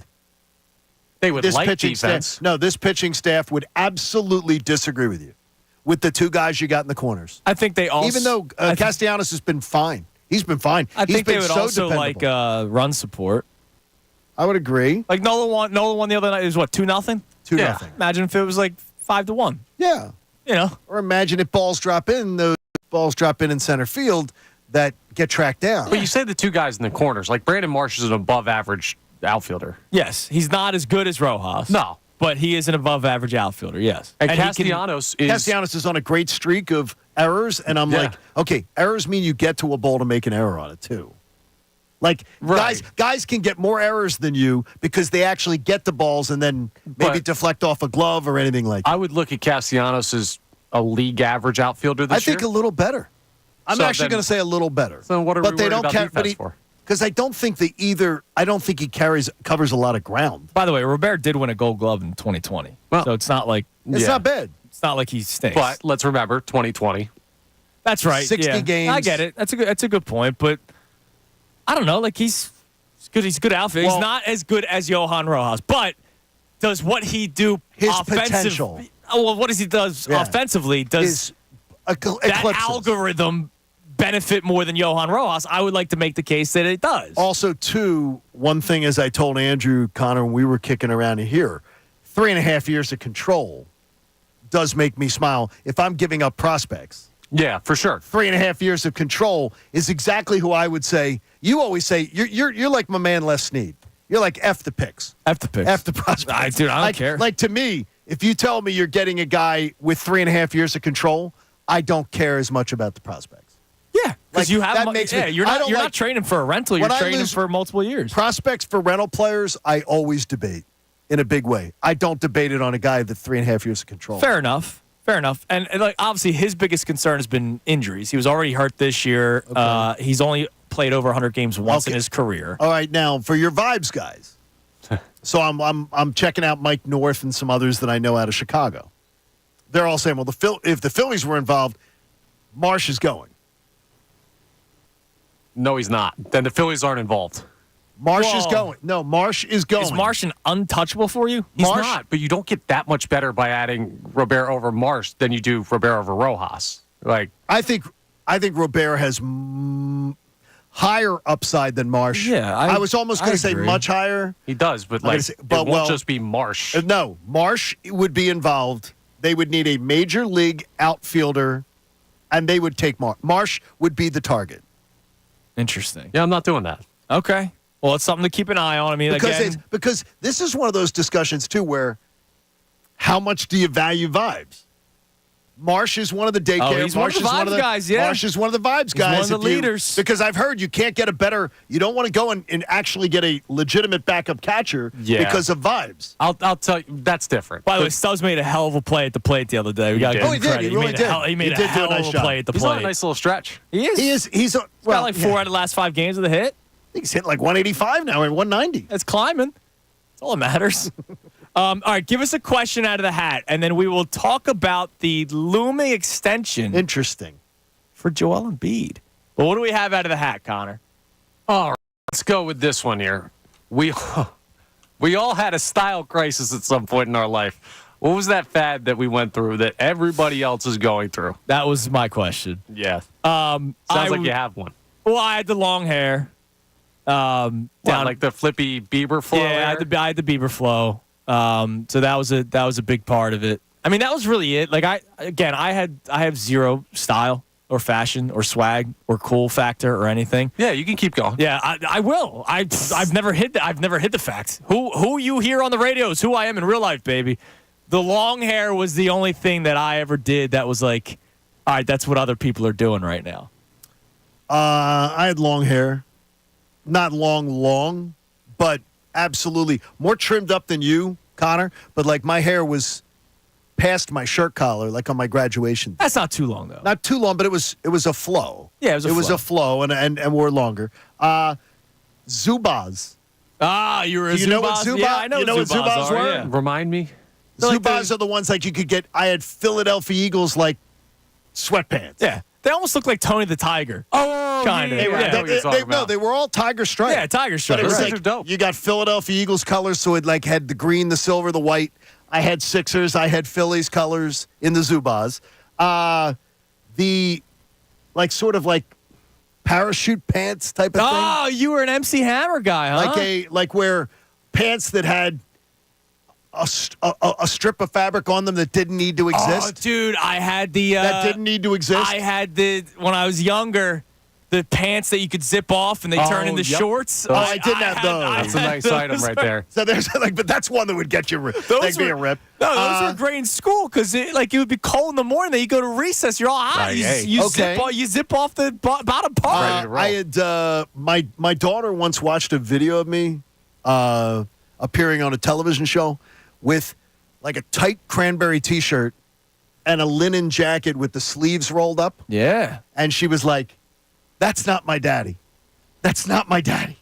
She was like, "That's not Dad." That was you. And I was like, "Yeah, it was Dad." Dad thought the Miami Vice, clubbing look was a good look. Wow, that's wild. I've never made a bad fad choice. Yeah, baloney. Look what you're wearing today. What was yours? I'll tell you what. It's a sports one. I was big into the fightins. You remember those? The fightins? Yeah, they were the necklaces you wore that were supposed to help you with balance or whatever. I hated those things. They were so dumb. Had them in every color of every team I played I'm sure for. you did. You definitely were one of those guys. I'm losing you. They were the braided necklaces. One was like balance. One was soothing mind. Yeah, they were multicolored. So there was a primary and secondary color. And so they stupid. Were just like a braided necklace. It always fit way too tight. It was a baseball thing. Yeah. And then people started believing it actually did something. 100%. It was like dicing people up with them on. The bracelet. The copper fit bracelet stuff. That's basically what big. it was. That was big for a while. Yeah, that's basically what it was. But it was a have necklace. Yeah, it was so hey, they worked. I never fell over once wearing those things. I was balanced. Now, I will say, you and I are both victim of a latest fad. Which is? The shorts that are 7 inches or shorter. Yeah, for sure. Yeah. That's a fad that's going on right now. I don't go 5-inch. I know people that go 5-inch. I've got a couple 4-inch. The hot pants patrol. You get the back that the Phillies used to have. That's ridiculous. But I am victim of the latest shorts 7-inch seam or less craze. You are. My wife likes it. Okay, yeah, well, so ladies like it, dude. man. I don't buy my clothes. So you really don't? No. Okay, I don't know the last time I bought any sort of clothing item. That's sort of crazy to me. Now, sometimes I will take if I'm making an investment in a new suit or something like that. I'll say, Christina, what do you think? I'll send her a picture while I'm shopping. Yeah. Which one? I hate strange lapels on suits. I'm not, and then which one are you going with? I'll send her pictures. I send Liv a picture before I buy any pair of sneakers. Nope. Or shoes. I send my daughter a picture and go, what do you think? And she'll go, Dad, you're not 20. I bought one article of clothing I know of in a while, and it was it's the Philly shirt at the beginning of the season. And that's it. Really? I don't buy clothes. So so Rally House. I think Rally House. I think I bought. That's where I bought my Philly shirt. Rally House. It's your city. It's your house. It's your city. It's your house. That's the last. That's the last thing I purchased. Shut your mouth. All right. So you sent this to us yesterday. It was yesterday or 2 days ago. 2 days ago. 2 days ago. We didn't get to it yesterday. Right. That there's reports of a contract extension for one Joel Embiid. Is that correct? This offseason. An extension that would extend him out another 3 years. And I said it was Keith Pompey that wrote it, right? Yeah, Keith Pompey. He's been working overtime. He has been. He's been working. I swear to you, doing a good job, keeping us up to date on everything. Can I ask you why? It's a no-brainer for me. Okay, explain why it's a no-brainer. And I'm going to ask you, do it in the prism of his health history. Well, I mean, as I've said multiple times, I'm riding and dying with Joel Embiid until he's done. I am not letting him leave. I am not trading him. I am going until the very end with Joel Embiid. You have 2 seasons left with Joel Embiid, and then it's a player option. You, Mr. Kincade, Mr. I want continuity. If you sign him to a 3-year extension, that makes it a 5-year contract. What's it taking to 36 or 37? He is 30 right now. So he's going to play next year at 31, though, right? No, I think he turns 31 in December. Okay, so he's going to play the majority of next season at 31. So it would be. Oh, no, I'm sorry. March, he turns 31. Okay, so he's a young 30 still. He's a young 30 still. Right now, he would be an unrestricted free agent in 2027-28 after he would turn 32 years old. I would argue to you that we said something stupider than Tyrone ripped on me for yesterday. He's not a young 30. Okay, he's an old 30. I got you. I meant young 30 in terms of he turned how 30 close he was to 3 that months first ago. day. That's what I mean right. by no. What young I'm saying 30. is, but I said it too. But at 33, 34, 35, I don't know. I don't know why you'd be rushing to do this. I just don't think there's any point where he ever makes you worse. Yeah. Like, that's the thing. Will he decline? Absolutely. At some point he's going to. But I don't think you're ever going to be like, it's a shame we have Joel Embiid on this team. And by the way, John, I've said to you multiple times, I think you still have at least 3 more elite years of Joel Embiid. And that's my number. And that's when, so the 3 years from now, he's a player option. Okay, here's the deal, though. I would get to see the first and second year of that and see if I'm buying into, because right now, all it is just a big bag of wishing and hoping when it comes to we realizing the potential and the greatness of Joel benefiting us for what it matters, for the team winning something. I don't need to jump right now. There's no reason to jump. There's none. Okay, there's no reason to jump this but if offseason. Joel Embiid and his agency are already starting to talk about extensions, and by the way, again, continuity, so that extension would make it a 5-year deal. It would basically make it a 5-year deal, right? Right. Whoever you sign to a max contract this offseason is a 5-year deal. Tyrese Maxey's going to get the extension. I think it would be a 4-year deal. Okay. You would have your key 3 coming up at 9:47. That's true. You would have your big 3 locked up for the next 5 years. And you want continuity, so but you I'm would not. have No. But the person I'm worried about with continuity that is getting continuity around him, I'm not worried about. Like, I got to worry about whether if Joel Embiid, if there's 2 more first-round flameouts, why am I doing that? Did they flame out because of Joel Embiid? Well, it depends. Is he not healthy enough to go? Is he beaten up? We don't know. There's a lot of He was beaten up, and he still played at a ridiculous clip, except for one bad game. And he had some games where he literally disappeared in the second half. Rebounding. Well, you've pointed out rebounding because of the fact that he was beaten up. Okay, I'm not saying it was because of build a lack a better of team around him that could help him out with rebounding. Yeah, but that's why we talked about maybe playing Paul Reed at times, and they didn't do it. Nick Nurse never did it. But He's stuck with the roster. His health is based on him being healthy. Yeah, but I can't like the wishing and hoping is all based on him finally putting together a year where he's healthy, and it never is. Okay, and if you don't extend him, you're starting over. Because no. I don't think Tyrese Maxey is good enough to be a lead dog on a team that's going to win anything. But you're not starting over just by not extending him this offseason. Well, you don't have to do it this offseason. Yes, you kind of do. Because he could demand a trade. Well, no, it's not just that. If you're a player that wants to sign a max contract, if you're going to spend 5 years with a Sixers organization that without Embiid you're seeing is going into a rebuild of some sort, you're going to want to guarantee that Embiid's going to be there while you're there. That's a good point, too. If you're a player that you want to trade for that would want an extension, a la Jimmy Butler, he's probably going to want a guarantee that Joel Embiid's going to be there while he's there. And it would be more likely for players to want to force trades who could earn a max contract or who are already on one when they know that the best player in basketball from last year when he was healthy is going to be there. That could be, and it'd be also, too, as if he has 2 years, if he has 2 more years where he's banged up and more injuries are added to it, right? You will never be able to move on from Joel. Well, yeah, but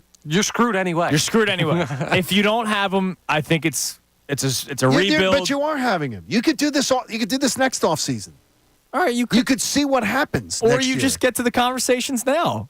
Like, okay, so you do it this offseason, you do it next offseason. It's still going to be a 3-year deal. He's got a player option. That next offseason, we may be talking about, I am hoping, we're talking about the Sixers made it to or won the Eastern Conference Finals. That would be nice. Then it's a different conversation completely. But it doesn't. If it's a flame out again, and if they end up being a 6, 7, 8 seed this year, then I'm going. But that's not going to happen. You know they're not going to be a 6, 7, 8 seed this year unless he is hurt for an extended period of time. Which tends to happen a lot. Yeah, but you know what? This was the lowest seed, right? This was the lowest, I believe. They've been top 4 every single year. I believe it's the lowest. So we talk about how last year's Eagles season might be the outlier for this current Eagles regime. Maybe that past season was the outlier for the Sixers in terms of seeding. It could be. I mean, it's I know this. The first round exit was completely unacceptable, and if I see another one next year, then it's going to be a problem. And it's going to be just, you keep doubling down on something that's just not working.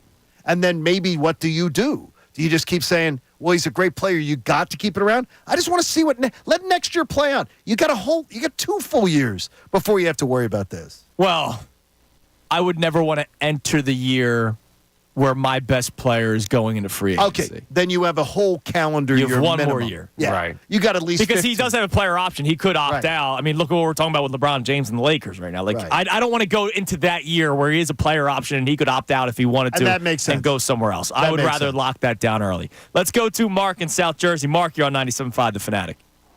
Hey, good morning, guys. How are you? Hi, Mark. So, I'll give you my stat that I think that I got caught up in. I'm 45 today, and so I grew up in the 90s. But for me, the Phillies, I think Marsh is untradeable. I also think that Rojas is untradeable, and I'm on your side, John, because to me, defense is important. He's not only giving you Gold Glove caliber defense, but he's hitting 234.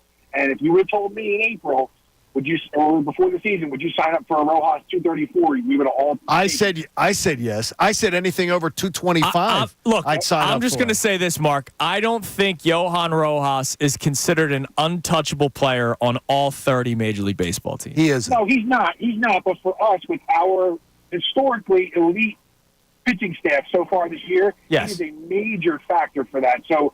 And also, by the way, Kyle Schwarber, I think he lost a little weight coming into the season. He did. He's hitting his weight. He's hitting his weight now too, which we wanted to do. So, Kyle looks good. Like he looks a lot more fit. Yeah. So my side guys, I grew up in the 90s. It's a little combo, right? Cavaricci's where you fold the bottoms and roll. Oh, you did the Z Cavaricci's. Yep, and the starter jackets. The starter jacket, yeah. Those still play. Now, wait a minute. Mark, that still works. Mark, you did the Z Cavaricci's. Did you do a members-only jacket, or was that maybe a little too old? No, that was a little older. So my timeline was, remember crisscross where you close backwards? Yes. Did not do that one. You're the man, Mark. Thank you, we buddy. appreciate the call, brother. I think I may have had a pair of the Z Cavaricci's. Did you? May have. I could not tell you. I have no idea what the hell you're talking about. You got to Google them. At Pulsations back in the day. Cavaricci sounds like a new hip hop artist or something. It does sound like you might have that. seen it at Cavaricci album. You might have seen it at Pulsations. All right, I want to think. Wait. You got to Google Pulsations too. Think about this during the break. Is the Phillies pitching staff as good as they are this year because of Johan Rojas? Just think about it. Don't answer the question now. Is the Phillies pitching staff as good as they are this year? If Rojas wasn't there. Correct. We'll talk more about that coming your way next. More questions out of the hat. And Connor pitched an interesting question before the show that I don't think you heard. We have a 2-game series in London, and we'll talk about that a little bit, whether or not we care or not. But there are 2 pitchers going for the Phillies in this series. Who are you more intrigued in seeing? And I totally get why Connor's asking the question. We'll discuss that next. It's Kincade Salciunas, 97.5 The Fanatic.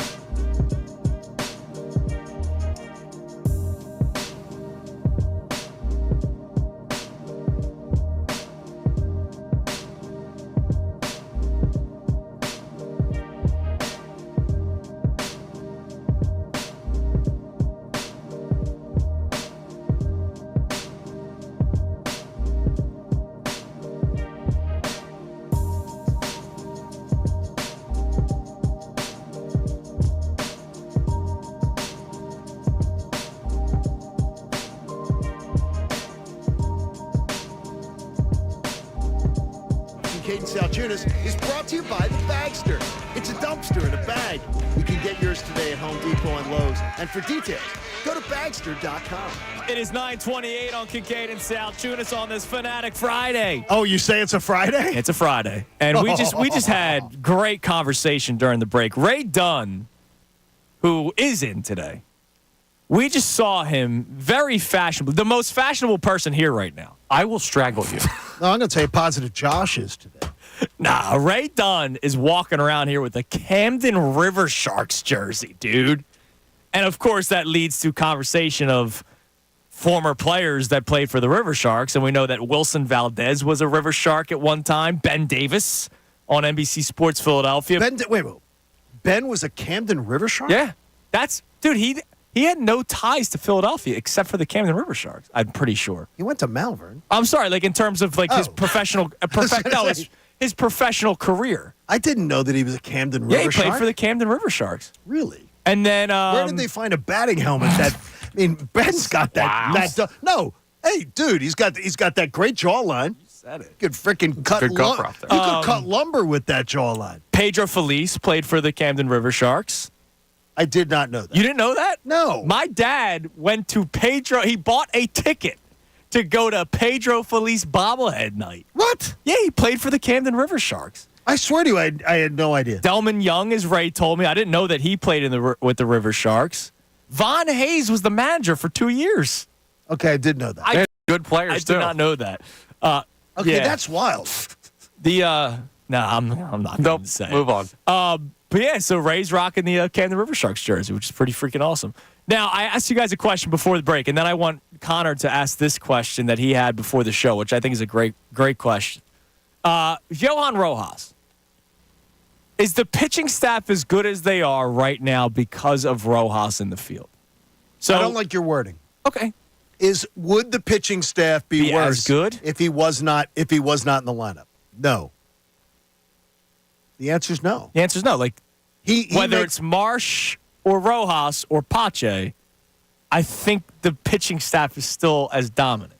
And I don't think that's a knock on Rojas. I don't think so. I go back to Mark, who said you can't trade Rojas. No, I know where it stems from. Right. My point is, I think this pitching staff is just so dominant that it doesn't really matter right now who's out there. Wow. But I do think there is a point in the season where if they struggle more and they start to give more hard contact, you're going to notice that difference more of having him out there.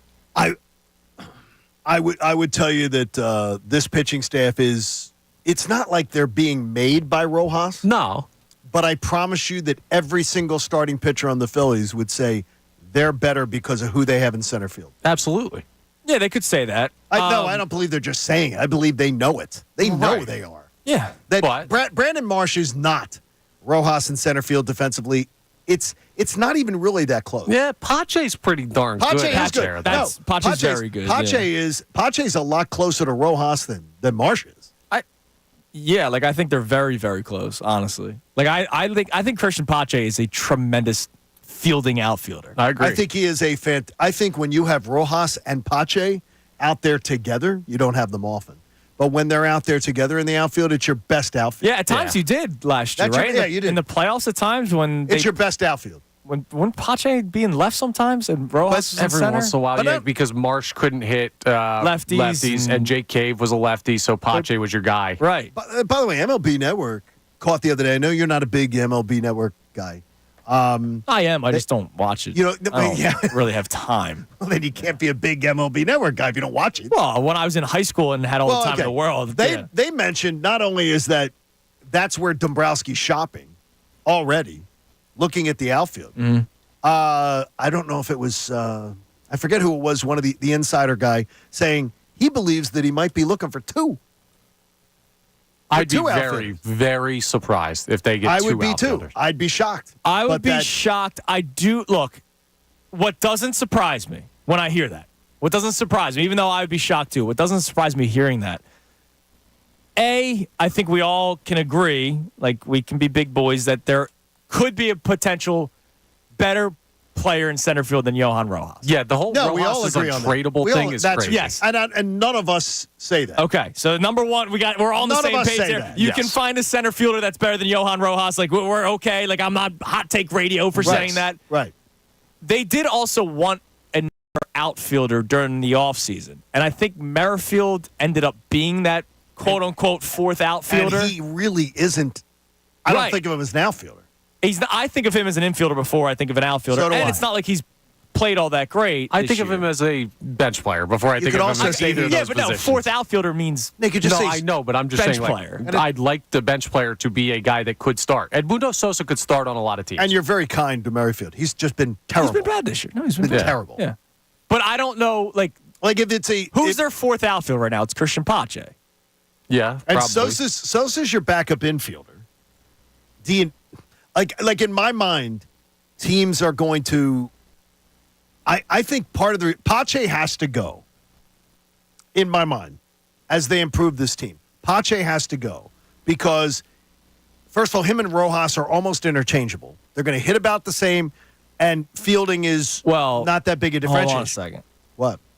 Rojas might be the one that gets traded. He could be traded. So then Pache has No, to but stay. I think they have on their pecking order when Dave Dombrowski looks at things, he has Rojas ahead of Pache, and I don't think it's close. I agree, but teams will value Rojas as well more than Christian Pache. I think that control. You got to move Pache though because you can't move him down.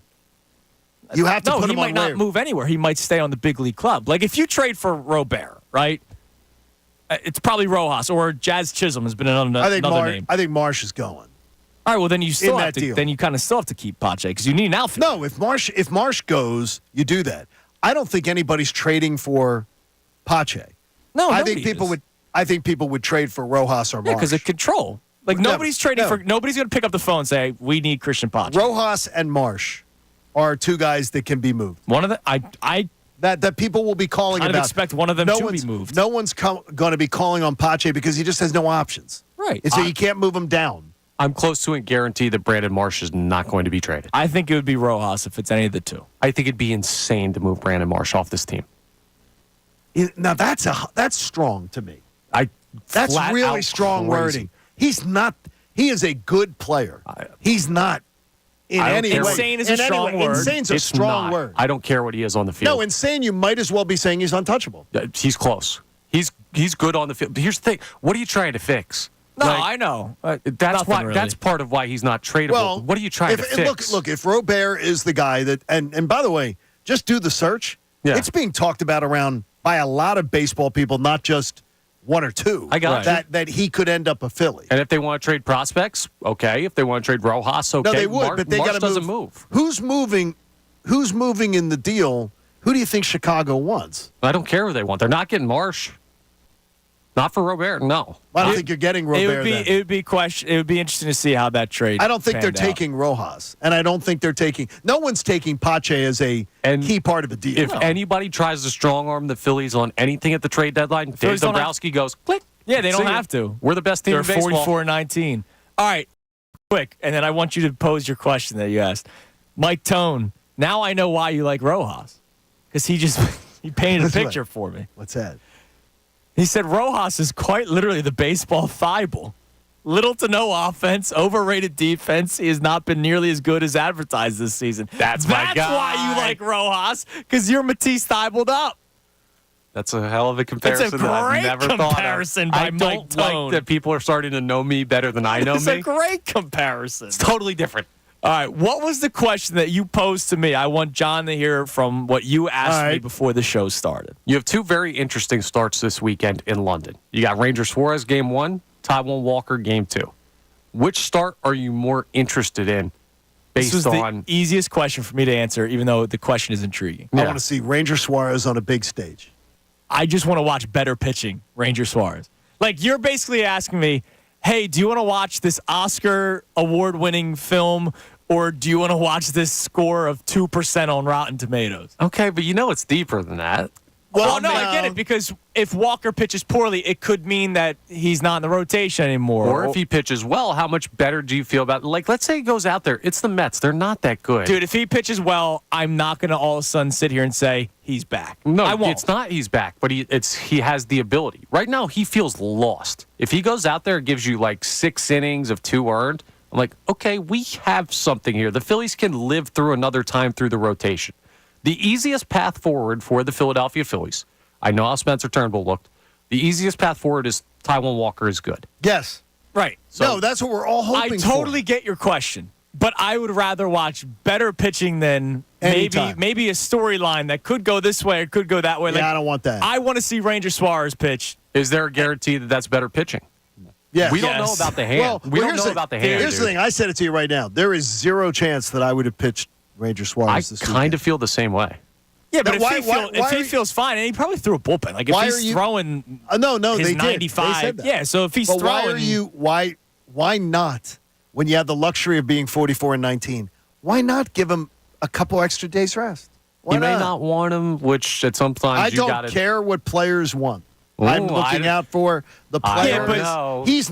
He is not the caliber of player that he would dictate to. Your captain, Rob Spencer Thompson. Turnbull, has never said shut me down. No, so. Spencer Turnbull hasn't said shut me down, and I've been told that too. That he's not worried about his innings that the fans But here's the doctors would know if his hand is in risk of further injury. No, I guarantee you. Look, it's not like he's dealing with arm soreness, right? Where the next pitch, his arm could fall off. He's dealing with the contusion on the hand. If they don't think it's going to lead to an all-of-a-sudden break or a fracture, then why would he miss a start? Why not have 3 extra days rest? If he's just to let it heal he's up. gripping the ball,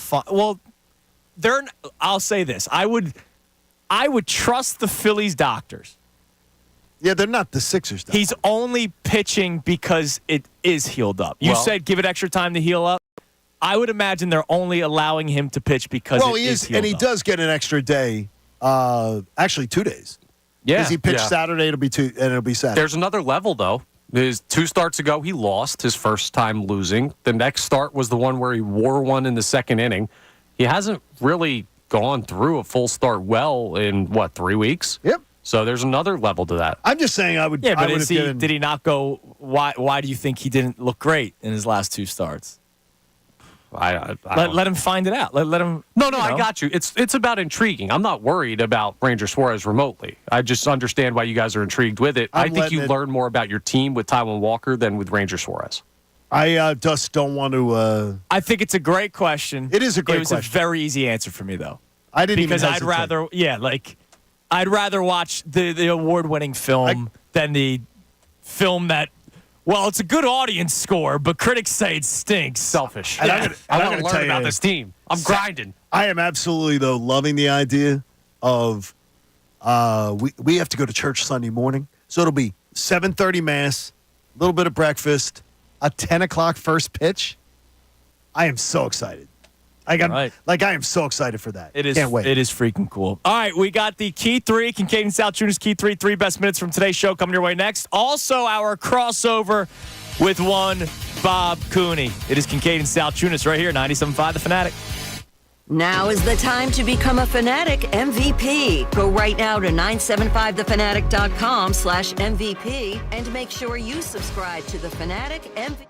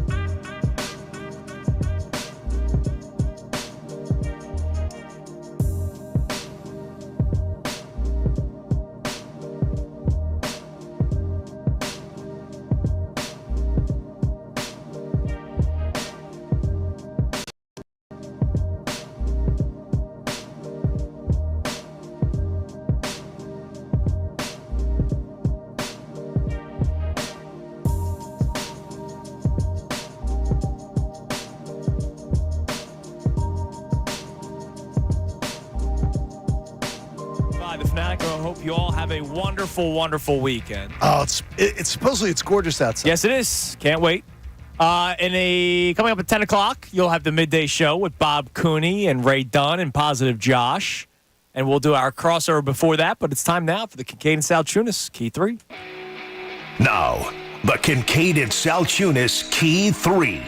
Today's best. What should we consider are reasonable expectations for this offense in 2024? Because I told you already, I expect them to be a top 3 offense in the NFL. And I already know that if that doesn't happen, I'm going to feel a certain type of way, and then people will be upset by it, and they're going to say, well, as long as they're winning, or give it time, or the first 4 weeks is just the extension of the preseason. I say no excuses, but I want to try to find out what is a reasonable expectation for the 2024 Eagles offensively. Offense, strictly offense. A reasonable expectation is that this will be Jalen Hurts' best season ever. We're going to try to redraft the quarterbacks in the NFL for a 1 year. This is for just you this year. You set the parameters. Yeah. I want you to set the parameters, John. It is just for this year, and you are not saying this is what Andrew Salciunas thinks. This is what Connor Thomas thinks. This is what you think the league thinks of if Jalen Hurts is compared to this guy's on the board and available. Who would the franchise take to try to win in 2024? Quarterbacks that would probably go before Jalen Hurts are Patrick Mahomes, Lamar Jackson, Josh Allen, Joe Burrow, C.J. Stroud, Justin Herbert, Aaron Rodgers, Matt Stafford, and this is for a one-off, by the way. It's not for building a franchise for 5 years down the road. We're doing a one-off. I was napping yesterday when I heard I was being assaulted verbally, but playfully. Now, just to put it, that Tyrone and Ricky were not being disrespectful, but they were being what I would sort of say is dumb. One of the things I said is that if I was to criticize Rob Thompson, which was obviously taken out of context, I said if I was looking for something to criticize, I would say that I don't think his teams get better at what they aren't good at. Statistically, okay, what Kellen Moore's offense does, as I've said before, he schemes receivers wide open. You know that if his quarterback's healthy, he's going to give you a top 3, top 4 scoring offense. This offense should be Boffo this year. Okay. There should be no, well, it's going to take a month. Right. BS. I don't want that to be discussed at all. And I don't think that Jalen Hurts is an excuse maker at all. I'm not positioning it that way. But I do hate the answer. I hate the answer. He mentioned continuity, he said, new voices. And all that he's had to overcome while he's been here and everything like that, including what he had to overcome last year was the guy that he got placed into that job. So I don't want to hear about it. That we went through Brian Johnson because of you, Jalen. And don't spin it to me that, well, no, the organization wanted him. Jalen didn't push for him. Jalen was the one who's been friends with him since he was 4 years old. The reason last year was a freaking disaster is because the quarterback was advocating to have an offensive coordinator that obviously wasn't ready to do the job. Right. Now, did anyone think he was going to be as bad as he was? I don't think so. I was all bought in. Like, if I'm Jalen Hurts, I'm probably doing the same thing. I was all bought in. But the thing is, then don't cry, woe is me. You made the problem. Right. Don't cry, woe is me about, I got another new offensive coordinator this year. The reason you have a new offensive coordinator is because the one that you sort of handpicked, anointed to get the job, sucked. Okay, our next question is 5 words on the world's longest piece of paper. Could you umpire an MLB game? Yes. Wow, very confident, quick answer. Wow, you from didn't Salciunas. even hesitate. Did you ask me would I be good at it? Okay, come on. No. You got it. Could you do it well? Yes. One game? Yeah. Today. I will they be need honest you to with you. umpire today. You're telling me that we wouldn't be ripping your balls and strikes calls? I think you're not. I think I would absolutely poop my pants the first pitch. Yes. Because I would see a 99-mile-an-hour heater come down the pipe, and I would be so scared to get a foul tip off my shoulder or something. I think the whole game you'd be thinking. Once I settle in, no, because I still, once I settle in, I'll be fine. We'd be tearing, our strike zones would be torn apart. Look, there are a lot of umpires that suck. Yes. But to think that you could step behind a home plate in a major league game with the speed of the game and still get the accuracy of those borderline pitches. Oh, yeah, I know that was a strike. That was a ball. I think almost everybody would be so poor at it. It's not the same, but you're also talking to somebody who caught for 12 years of my life.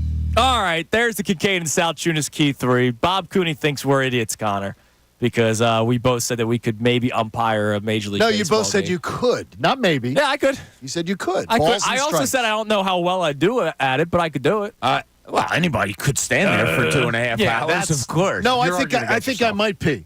Bob, I think I might swallow myself if I was seeing 99-mile-an-hour balls. Yeah, no, I'm good. I couldn't do it. I wouldn't be good at it. I wouldn't want to do it. If you want to put me out at second base, All right, I'd give that a try for 9 innings. That's about it. Papachunas is still up in the little leagues. Papachunas is the man. He is, man. See, that's an awesome. And don't tell me the money, but the money you told me was really good. I'll tell you, $70. $70 to do a 2-hour Little League game, and then he goes to the Elks afterward. It's a great. It's a Puts great the money gig, right on the bar. man. Can't say I haven't been out with a few referees that have done the same thing with me. It's a great gig. Absolutely. Can't beat that. Bob, what do we got this weekend we got in a the lot Cooney going household? on. Oh, this weekend? Today's Bobby Cooney's birthday. Happy birthday, Happy birthday, My Bobby. son Bobby's 20. I'm not going to say his age, but he's it's his birthday today, so we're going to be celebrating that all weekend. That's awesome. Yeah, how about that? All right, so what are you doing on the show? Yeah, so we got we're gonna have some people calling in from London, England. Nice. So we'll check in on what's going on with the Phillies. Ray Dunn's gonna be sitting in the co-host seat today,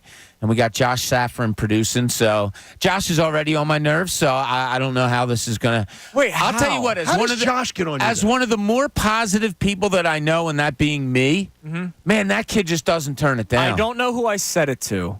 I wish he was bigger because I do want to pop him in the face one time. I forget who I said it to. And I remember saying to somebody, it was like the first week after I met Josh, and I was like, somebody at some point's going to have to break him. Yeah, at some point he's going to go off. Well, he's in the right place. Yeah, this industry will do it. Trust me. But he's lasted longer than I thought, positive-wise. He's still singing the tune, man, and it doesn't stop. Which is a great thing. It's a great thing. Be nice to Josh. It's great when he's on somebody else's show. I love Josh. I'm teasing. There you go. Yeah, he's a good kid. But, a lot of fun today, Friday. We got our last week report, which Ray puts together to our little mistakes from the week. So, we'll take a look at that, and then we won't rail on John Kincade like other shows used to like to do. So, there we go. It's a good day. That was a lot. That was really. I heard it live. Did you? I couldn't believe that there was an argument about it. I really didn't think it was. No, the argument, and this happened a lot of times, John, like when me and you would hear other people argue, I'd say, you're not arguing the same thing. And I think this is the case. Your definition of small ball is different than the definition of small ball that others of us may have. And there you can't is get not base hits. one specific definition. Right. No, I just always thought of small ball as bunting and hitting behind runners. Right. But John saying getting singles and stuff is small ball also. So you can't get small ball, not the home run. And you know what? In today's baseball, a single is small ball. A single is small ball. I mean, it's so much double small ball. Yeah, double small ball. You're right. All right, boys, Bobby. be good. Good job, Bob. Have a good weekend. Support life-saving cancer research, won't you? Please join us and Pump Man Philly and make a donation today to the American Association for Cancer Research. Do it today. 975thefanatic.com/AACR because I'm living proof cancer research saves lives. Plus, want to tell you, too, P.J. Wellahan's opening at 10 Sunday morning. You want to go watch baseball? That's cool. Go to your PJs. Check your local PJs. 10 a.m. start time. Damn right. All right, I'll be on 76 in about 5 minutes. Everybody have a great weekend. Bob Cooney Midday Show coming your way next.